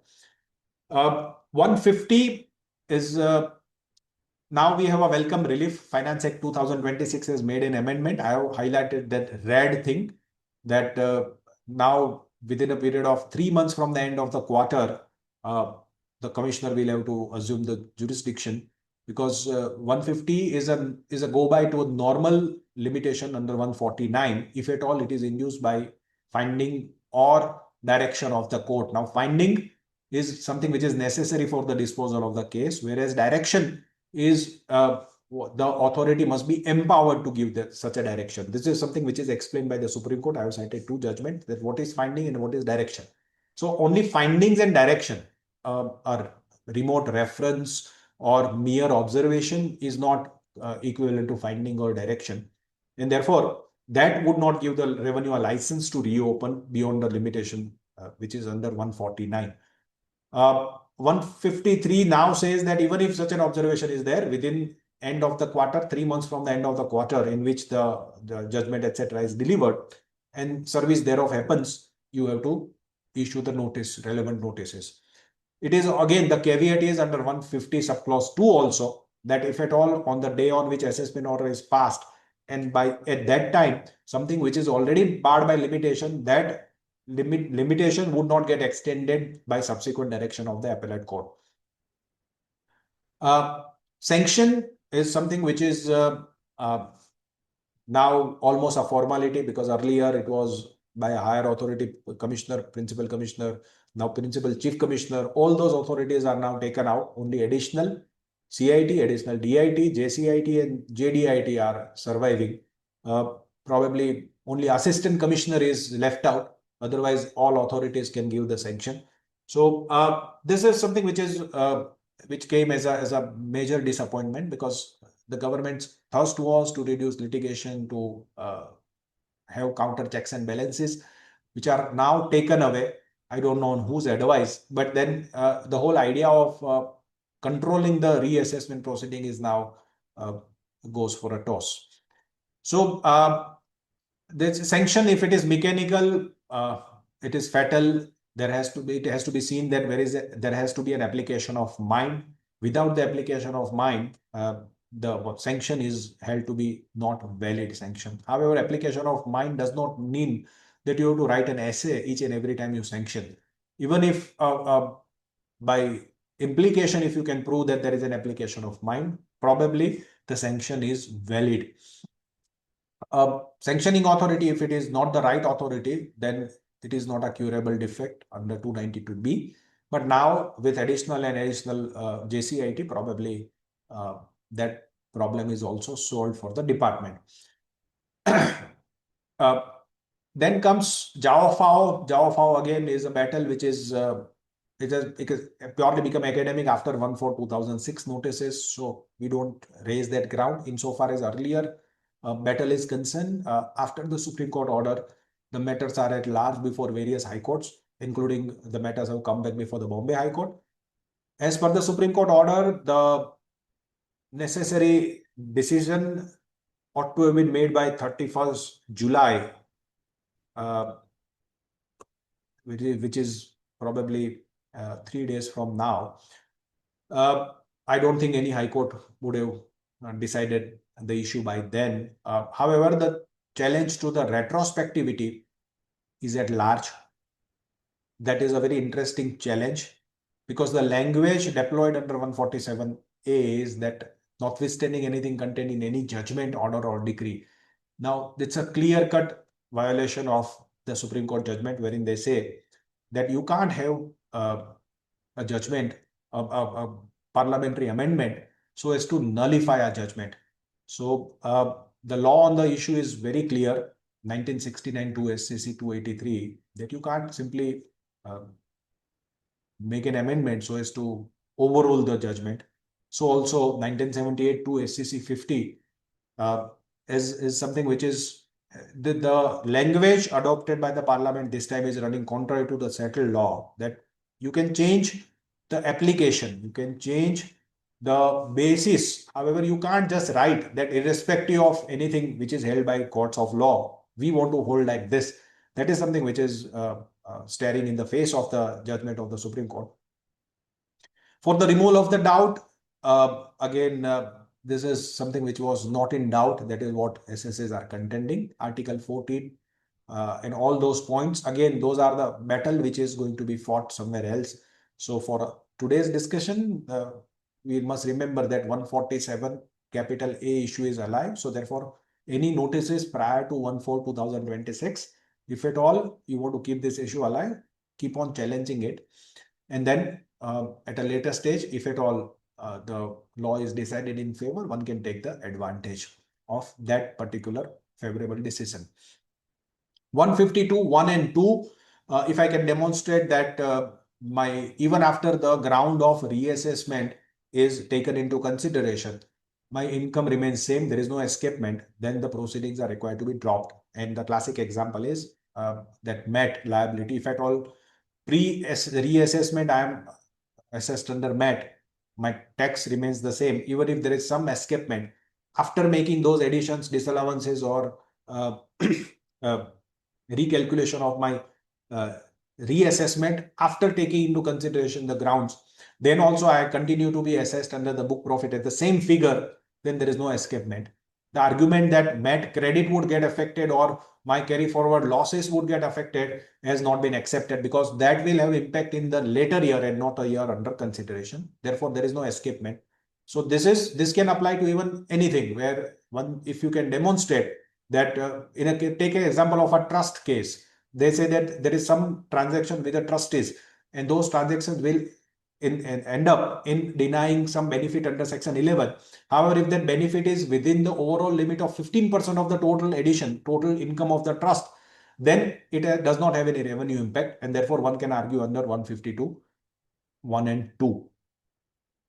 Then comes faceless conduct. These are all the precautionary measures which are required to be taken into consideration, that you need 143(2) notices. If at all you file a fresh return, even if a return is a letter that treat your original letter as a revised return, then also 143(2) is required to be issued. Then the timeline, etc., because now even under the assessment proceedings, department has prescribed certain time limit. If at all it is in violation, one can argue. Then the overall limitation, adjournment request, etc. Adjournment is never a matter of right. However, it has to be rejected formally. If it is not done so, one can challenge that. Let us hurriedly go through in next 5 minutes, probably the handling of 148. First, you decide which vintage, which is the provision which is going to be applicable to your reassessment, which limitation would apply. Write it down on a piece of paper, which authority, your assessing officer, which head of information, under which head you are falling, and which forum, which is you want to go before the AO, CIT, ITAT route, or you want to go before the High Court route. You have to decide that at the first instance, and thereafter you challenge 536(2)(c) initiation objection, that this is done under 61, not permissible. You have to issue the notice under 25 Act. Then dates, etc. You prepare a small diary where the dates and modes of services, where you note down this, verify the documents, what is it that you have received along with the notices, verify the threshold jurisdiction, demand whatever is missing in writing, and dissect the information. And proper reply to show cause is a must. Never ignore any show cause. If at all 148A3 order is ex parte, court would not entertain you at all. And that might hurt you at a later stage also. How to draft a reply? You have to raise the preliminary objection, then specific objection, facts, law, and you summarize. If at all you want to ask for something, you want the material, cross, etc., you mention that and in the prayer clause at the end of the letter itself. Whatever jurisdictional point that you want to raise, this is the time at 148A, you raise all those jurisdictional points in one go, because there is no second raising of second objection, because that is something which is not permissible, contemplated under the law. You also write something on merits, though that is not required. However, at times it comes very handy when the court is required to be satisfied, or we want to satisfy the conscience of the court that there is nothing wrong with this. Even on merits also, we have a reasonably arguable case. Documents, whatever documents are required to be placed on record, you place it on record. Don't shy away from placing on record the documents. However, documents screening is required. Anything which is likely to go against you, probably you have to screen and audit those documents out of the bunch. Ask for reasonable time. If at all your letter is not proper, then probably you may not create the base for the writ petition. Then the documents, the check window, return filing in time. If at all the proceedings start, then remind him that, sir, you have not disposed of my objection while you reply to the notices. Then writ petition, you have to decide at this stage. Once you receive 148A3 order, you decide that whether this is a case worth taking before the High Court. If you are merely arguing on merits, my suggestion is don't go there. If you have some jurisdictional argument, some legal argument, you can always take your chances before the court of law. 148A3, the restriction is that you can't argue the sufficiency of the reasons. You can only argue the absence of reasons. Therefore, to that extent, you cannot challenge the information insofar as the sufficiency of that information is concerned. Then comes the reassessment. We can go further. Then all those checklists. Yes, these are the 12-point agenda which I would pin on my desk so as to remind myself every time I receive a reassessment notice. Notice one real-time alert notice is signed, digital date versus actual date of issue, then DIN, all relied upon material, documents, information factually correct, reconcile with my record. Does the information actually suggest escapement? Statement copies, cross-examination demanded in writing, question mark, yes or no. Personal hearing sought, detailed reply on the facts and law with the jurisdictional High Court authority within the time or extended time. 148A3 is a speaking order dealing with your reply, sanction obtained, signed by the correct authority, examine, read if any filed promptly after 148 notice, no laches, because you can't slip over the right. This 12-point agenda will take you through whenever you receive any reassessment notices. Again, the suggestion is everything has to be in writing. Keep a proper record of whatever that you have submitted along with the documentary evidences, along with the annexure to that letter. Don't forget the annexures and don't rely on the departmental portal for storage of your reply. Take a copy, either save the soft copy by taking a PDF of the exact reply that you have uploaded. Do not save the Word file because they have the tendency of changing. Create a PDF, freeze it, and then you can use it for the purpose of further proceedings. These are the judgments which would survive the transformation and can be used for the purpose of day-to-day practice. So you can master these judgments, and they hold the field even after all these amendments, all this regime change under 61 Act, and they are also valid under 2022 Act. The last but not the least, as on 29th July, this is your list of the things which you must remember the moment you receive the notice. First step is uh, find out what is the law which is applicable. Second is the entire jurisdictional foundation is based on show cause, reply, information which is supplied, and the final order. So based on these documents, the court will decide whether there was assumed jurisdiction rightly or wrongly. Therefore, be very careful in preparing, supplying, and preserving them. The transition argument, again, it's an argument which one has to take in each and every case. Therefore, you also start challenging whether this transition argument, that is 536(2)(c), whether notice could be issued under the old act, which is already repealed. With this, friends, I'm through. We can have the question answers now in the remaining time. I would stop the screen share.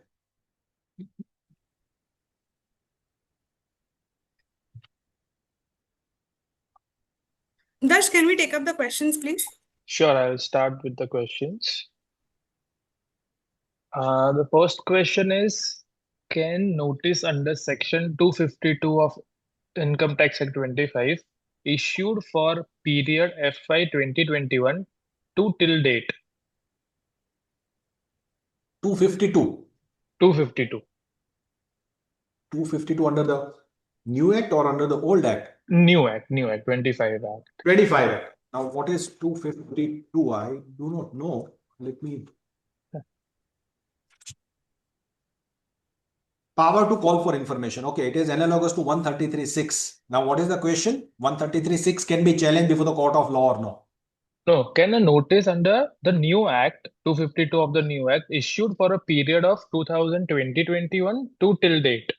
I mean, can be issued for a period of a 133, previous. yes, 133(6), 133 notice that is now equivalent to 252 does not have any such time limit. That is a collection of information. However, what to do with that information is something where we can join issue. So if at all any information is collected, let's say information is collected 10 years backward. So information is collected for 2015-16. Then we can argue before the assessing authority that, sir, even if I give you the information, there is no purpose would be served, and therefore this information is not actionable, and therefore I do not have the record of this information because that is something which is legally not required.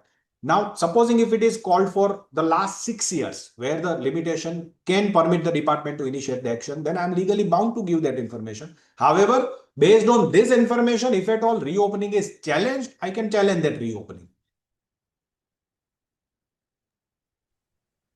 Then the next question is, if 148A1 notice is issued prior to March 26, but 148A3 order read with 148 notice has been issued in June 26 under repeal clause, can an argument be taken that such proceedings cannot be continued under the new Act post April 2026? No, that 3 months period is already available. So it is valid till 30th June. If a reassessment sustainable, is a reassessment sustainable when no addition survives on the ground of reopening such information, but additions are made on other issues? Does Jet Airways still apply post 2021? Certainly it applies because then the preliminary condition of escapement is not fulfilled. And therefore, one can challenge that order either in the writ petition or by way of filing appeal that there is no escapement for the year under consideration and the order goes. If out of 5 issues raised in 148A notice, 148A3 order accepts explanation on one issue and issues 148 notice for the other 4 issues, can tax officer also inquire further on first issue during the course of reassessment proceeding on which favorable order was in 148A3 order? Technically, yes, because these two are separate proceedings. The first is for assumption of jurisdiction. Once the assessment is validly reopened, then assessing officer can look into all the issues which are there before him. However, one can cite the order of 148A3 as a precedent and as it has a persuasive value that this aspect is already accepted by the authority. However, AO is not bound by that judgment and can always take a different view. Can a 148A3 order seek further information or evidence and issue 148 notice basis that? That's the first question. And then continuing, does a 148A1 require that the AO should be already in possession of the information basis which reassessment is proposed to be initiated, and hence no further information can be sought in 148A order? Look, the law says that 148A1 is a show cause notice. So if the show cause notice is issued and my reply is sought for, my reply is filed, 148A3 order cannot have a list of questions. Order cannot ask for further information. Courts have taken a view, Gujarat High Court in the case of Onir Infraspace has taken a view that such an exercise is not correct because final order cannot be calling for further information because it cannot have a question. It must have an answer to the earlier question. Therefore, to that extent, authorities are not correct.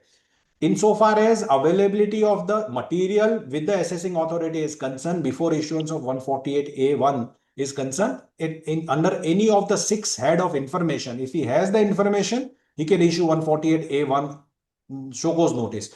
My reply along with the material which I place on record can be made the basis for 148A3. So it is not that he must have the complete information A to Z while issuing notice under 148A1. The moment he has actionable information, which is provided under 148 explanation 1, those 6 information can be made a basis for the purpose of issuance of 148A notice. That's it. If new 147 is considered to require factum of income escapement at 148AD stage itself, then entire 148 proceeding thereafter becomes merely formality, and further if assessee is unable to convince AO during 148A, he has no option but to suffer the addition in 147 order. How to reconcile this dichotomy? Look, I have 2 answers to this. One is that for the purpose of assumption of jurisdiction, he has to establish the escapement, the factum of escapement of income. Now, to this, courts have taken a view that this establishment of factum of escapement is not required to be proved to the hilt. So even if a prima facie satisfaction is there, the AO can assume the jurisdiction. The next argument is that, sir, if I establish the escapement at the assumption of jurisdiction stage, what will I do during the assessment proceedings? There, the language of the act says that you can examine the other issues. So other issues, while validly assuming the jurisdiction for reopen, can always be gone into, and therefore once the assumption of jurisdiction is on the correct premise, then the entire issue is at large. The entire assessment is at large before the assessing officer. Thereafter, he can scrutinize other issues and make addition on any other issue which comes to his notice. Supposing nothing comes to his notice, then he might confirm the addition which is already confirmed under 148A3 order. So this is how I try to reconcile the dichotomy, that assessment is for the purpose of looking into other additions which can be legally made.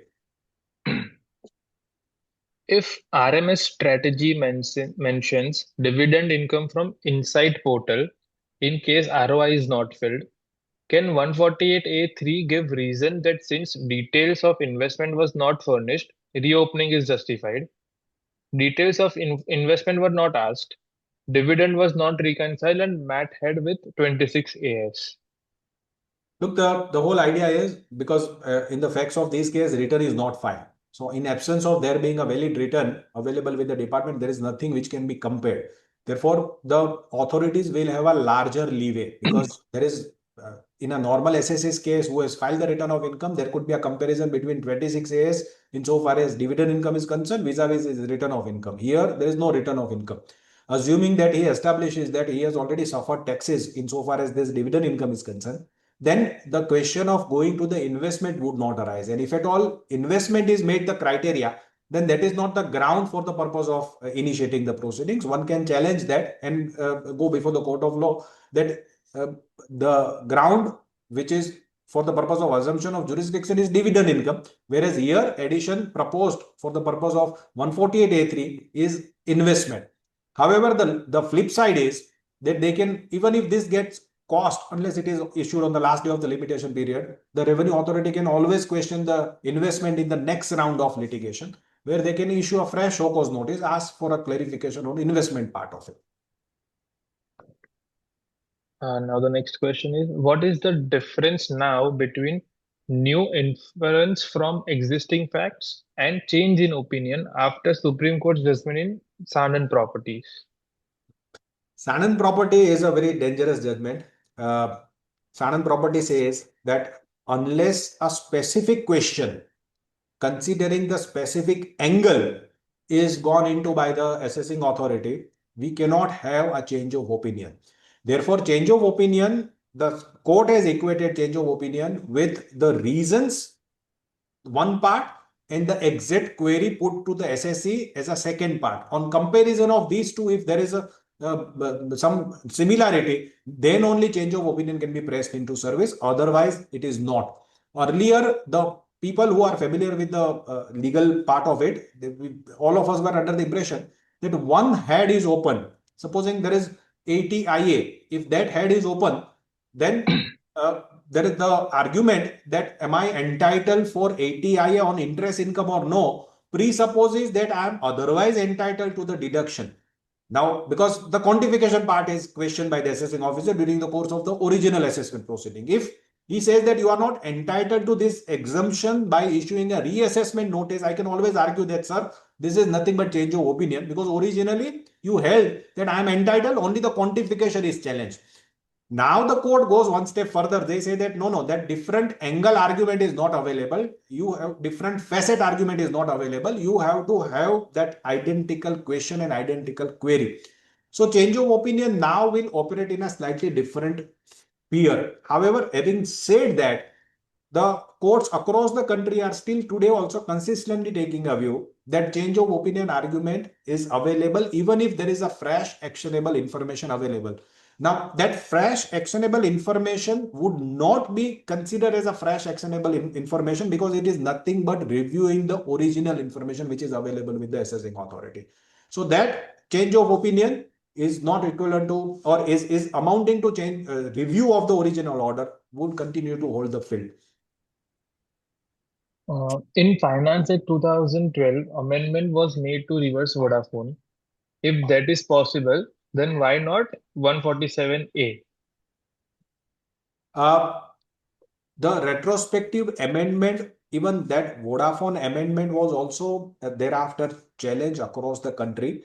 But the power of the parliament to retrospectively enact a law is something which is courts have consistently held that to be a power which is available with the parliament. It's not that there is a lack of enabling capacity, or there is a parliament is not empowered to enact the law. However, the arguments which are available to the SSE is that when a law is specifically there dealing or trying to reverse the findings of the court without giving any cause and reasons, and without justifying the position of the parliament, then this is nothing but the arbitration is there. That arbitrariness in the law can always be challenged, subject matter of writ petitions, and courts will decide. However, the courts of late have a tendency of not declaring any statute as a ultra virus or in violation of Article 14 or 19. Therefore, the argument that 147 retrospectivity is something which is going away is something which is, I believe that is not happening. Probably the parliament has a power to enact this, and that enactment is going to survive even the judicial scrutiny. So still some people say that for AY 1516, some notices survive for the reason that concession was given by in Rajiv Bansal case, and only those cases AY 1516 is not valid. What is your view? If it is issued between 1st April 2021 and 30th June 2021, then probably the Rajiv Bansal will take care of it. If at all that notice has nothing to do with this period and it is issued, let's say on 1st April 2022, because the time limit, permissible time limit is 15/16. So 16 plus 6 years. So 31st March 2022. If at all that notice is issued after that period, one can certainly argue that it is not a valid notice. However, if it is issued, let's say on 28th March 2022, then one can argue that Rajiv Bansal will apply. Now that argument is not correct because Rajiv Bansal, the operation is restricted only to 1st April 21 to 30th June 2021. So anything which is not falling within this quarter is not something which can be challenged. So 15/16, as a matter of fact, it's not that all 15/16 notices must go because government does not have any power to tax 15/16 assessment here. Does the issue of Jao and Fao issuing notices still service for earlier period and taking it in current litigation at first and second appeal? One can always raise that argument, await the outcome of the court of law. One can always take that argument. To what extent we will succeed, I do not know. But one can always take that argument. There is no question of going to the court of law and challenge the validity of the law. Rather than you are better off in challenging it in the appellate courts. Can 148(3) be challenged on the ground that the amount mentioned is of another party and the amount pertains to another party? Certainly, if you can establish the show cause issued at that time, you would have filed the response. In the response, if you can justify and establish this fact, then it is all the assumption of jurisdiction on wrong facts is always deprecated. Courts have always sided with the SSEs. What defense can be taken in Jao Fao post amendment? But this is what Right. same issue. What are your views on violation of doctrine of separation of powers by Parliament by making retroactive amendments and preempting the conclusion of cases pending before the constitutional courts? That's the court itself has the Supreme Court itself has answered that. Supreme Court said that this issue is quite open. Therefore, that is the reason why it has sent all the matter back to respective high courts so as to consider this aspect. So this doctrine would be tested by high courts across the country wherever this Java Fao controversy is there, and very soon we will see the results of that.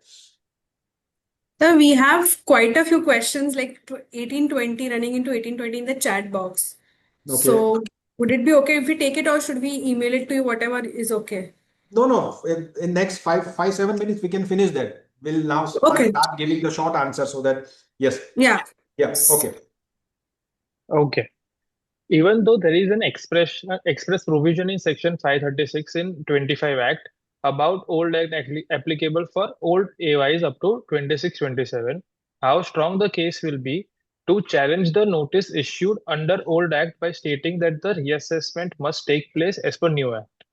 I've already justified the two sides argument I have given in my slides, the argument for the revenue as well as argument for the SSE. Probably that is something which is available. It's a difficult case, if you ask me in one word. Why does the embargo on change of opinion apply to threshold or jurisdiction stage only? Should it not apply equally for all other matters as a part of reassessment proceeding as well? Look, the answer to that is that at the time of it is the question of review of the order would arise at the time of assumption of jurisdiction. Assumption of jurisdiction, the moment it takes place, the original order goes into oblivion. That order ceases to exist. So the concept of reviewing the original order would be necessary only while assuming the jurisdiction. The moment reassessment starts, the original order ceases to exist. This is always the new assessment, which is considered to be the next assessment order. Therefore, that concept of the prohibition against review would not come to the rescue of the SSA. In one particular case, AO himself uploaded some information on Insight portal for it to be flagged to him, clearly visible in the Insight portal screenshot shared by him. Later on, AO claimed that information has been received as per RMS. Yes, Can in it be fact, there is an identical case pending before Gujarat High Court, wherein the courts have granted the interim stay that AO himself cannot generate the information and then use it for the purpose of assumption of jurisdiction. Can transfer pricing adjustment on account of notional interest on outstanding receivable from associated enterprise be made under reassessment proceedings beyond 3 years, 3 months if outstanding receivable aging analysis is not available with AO, only debtor balance as balance sheet date is available? What is the question? Can a transfer pricing adjustment on account of notional interest on outstanding receivable from AO be made under reassessment proceeding beyond 3 years, 3 months? And then the sub information provided was if outstanding receivable aging analysis is not available with the AO, only debtors balance is available with the AO. No, but still, it's a rhetorical question. That what is the question? Look, what is the question Okay. is, no. What is the question is that information, if it is available with the assessing officer, that there is no charge of interest in the transaction with ALP, it is always an actionable information, provided it passes the muster of RMS, that is risk management strategy. If that is one of the criteria prescribed by CBDT, then it is RMS. If it is RMS, one can always argue that this is an information which is available for assumption of jurisdiction, and then you have to then follow the normal procedure. So reassessment does not have any different criteria for international transaction or ALP or a notional income. There is always a concept of chargeability. If under a normal assessment this addition can be made, it can always be made a subject matter of reassessment. Even though there is an express provision, this is 536(2)(c. If we receive notice under 148A, wherein it is stated that audit observation is not accepted by AO, is this notice valid? Audit objection not accepted by AO AO. is look, that was an old concept where the reason to believe was to be tested on the ground that there is an audit objection. Audit objection was never considered as an actionable information because originally it was held that reason to believe must be arising from the audit, from the assessing officer, and it cannot be aided by audit. And in that context, Gujarat High Court Adani held that if an AO has objected to the audit objection, then there is no question of having his belief. Now that is replaced. Now what we have is there any information? Answer to that is yes. Information in the form of audit objection. Yes, one of the criteria of 148 explanation 1. Answer to that is yes. If it is leading to escapement, one can always act upon that. Even if the AO is opposed to that, that still be treated as an information. If we receive a notice under 148A, as per the new law, that is on or before 31st of March 2026, can we take the benefit of the proviso to section 148 of old law that old limit, which is 4 years, should apply, considering Ashish Agarwal, Rajiv Bansal? Request your guidance and thoughts. It's a very, in fact, some people have already challenged that the proviso said that there is no failure on the part of the SSA in disclosing truly and fully all material facts. That proviso was pressed into service and that artificial line was drawn for the purpose of controlling the assumption of jurisdiction. However, I have my own reservations. The issue is pending at large before the court that whether this artificial timeline can be pressed into service or not. But the reading, plain reading of first proviso to 149 does not say that there the aspect which is considered is something which is not permissible in the eye of law. Now, this, if it requires a long line of reasoning, then something that is not falling within the first proviso. That is what my personal view is. Section 152(2), whether will be relevant if the tax is paid in a subsequent year. Example, section 56(10) with section 49(4).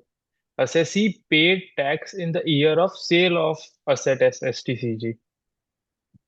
No, that is, look, escapement has to be seen vis-a-vis a year. If one can still argue that, sir, on an overall basis, there is no escapement of income. In fact, there are reported judgments wherein the reopening is caused on the ground that the method of accounting is percentage completion method versus project completion method. And therefore, one argued that project completion, I am paying all the taxes, therefore there is no escapement. However, to me, it has to be vis-a-vis a year. So if my project is going on for, let's say, 10 years, and if I pay the taxes after 10 years, then I cannot argue that, sir, after 10 years, I'm paying the taxes, therefore you can't reopen. something which does not sound logical, one can always raise that argument that there is only a timing difference and there is no escapement of income. Even though there is an express provision in 153, this is the same one. Whether 153(2) is overruled by Rajiv Bansal when the initial notice under Section 148 of AY 1314 was issued on 8th April 2021, followed by compliance as per Ashish Agarwal in July 22, and order under Section 147 is passed in May 23. So what is overruled? Rajiv, Whether Section 153(2) is overruled by Rajiv Bansal. 153(2). That is the overall 153(2). limitation for the purpose of framing the assessment. If at all the final, after issuance of the final reassessment notice, if the assessment is not done within 153(2), that is 9 months, 12 months, as the case may be, then one can always argue that it is barred by limitation. But that has to be counted from the date of final notice issued by the assessing authority. Can the department reopen an assessment after processing an updated return without considering that updated return? Updated return, if at all it is already offering the income, then 152 would come to the rescue of the assessee. Then there is no escapement, because whatever is now subject matter of reassessment is already declared in the updated return, but the updated return must have been filed before the issuance of the notice. I think we'll take up 1-2 more, sir, if you're okay. No, fine. One. For passing order under Section 148(3), how does one interpret taking into account the reply of assessee, those words? Does it mean that AO has to decide whether income has escaped assessment, taking into assessee's reply and verifying documents submitted in response to 148(a)(2? Or does AO only have to decide whether information available prima facie suggests that income chargeable to tax may have escaped assessment? Second part, the prima facie he has to establish. Whether Assessment is a process whereby evidences would be tested. This is not a process where evidences would be tested, like cross-examination, you call for counter confirmation. That is not done at 148A stage. So prima facie, yes. Next. whether SCN will be bad in law if copy of information relied upon is not provided to the assessee under as per 148A.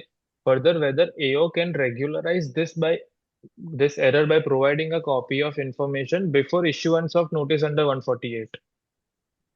Certainly. In fact, the moment 148A notice without supporting evidence is issued, you must ask for it. Even if he subsequently shares it with you, it is a valid compliance.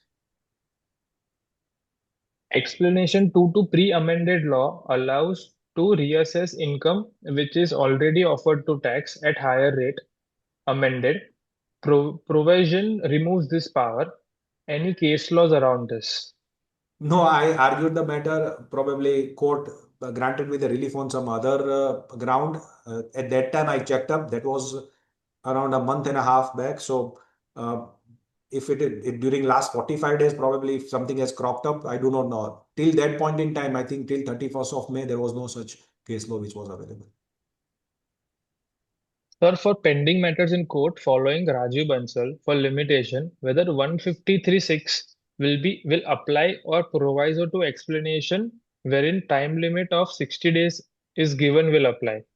Wherein the time limit of 60 days given is apply. I do not know 153 in what context is. If it is the look, the Limitation Act says that the 153 says that if at all anything which is surviving is less than 60 days, it automatically gets extended to 60 days so that he can frame the assessment within the permissible time limit. If that is the question, then automatically it gets extended to 60 days. Beyond that, I would not like to answer that. Thank you, sir. I think we have completed all the questions in the chat box as well. Okay. So thank you very much, all the participants, for spending your evening with me. And thank you, the organizers, for giving me this opportunity to refresh my law. Thank you very much. Jai Hind. Thank Thank you, you. sir. Just 1 minute, everyone. We are having a physical and hybrid session next week, 8th August, at IMC by Senior Advocate Sridharan sir on retrospective amendments. So please do find time and attend the same. And sir, I would like to say it was a great session and we really had amazing time enjoying it. I would like Dash to propose a formal vote of thanks to you. Thank you very much, Tushar sir, for accepting the invite. And as always, the session was wonderful. Thank you very much for the audience to be a calm audience and keeping the session interactive. Mm, I'm not practicing in this area, but I listened the whole lecture, and I can say something that all the concepts or all the ideologies were also established and clear at the same time. I am sure everyone practicing in this field will keep a copy of this presentation on their desk to know and to keep in line with the uh, new provisions. Thank you very much for accepting, and thank you very much for a great session, sir.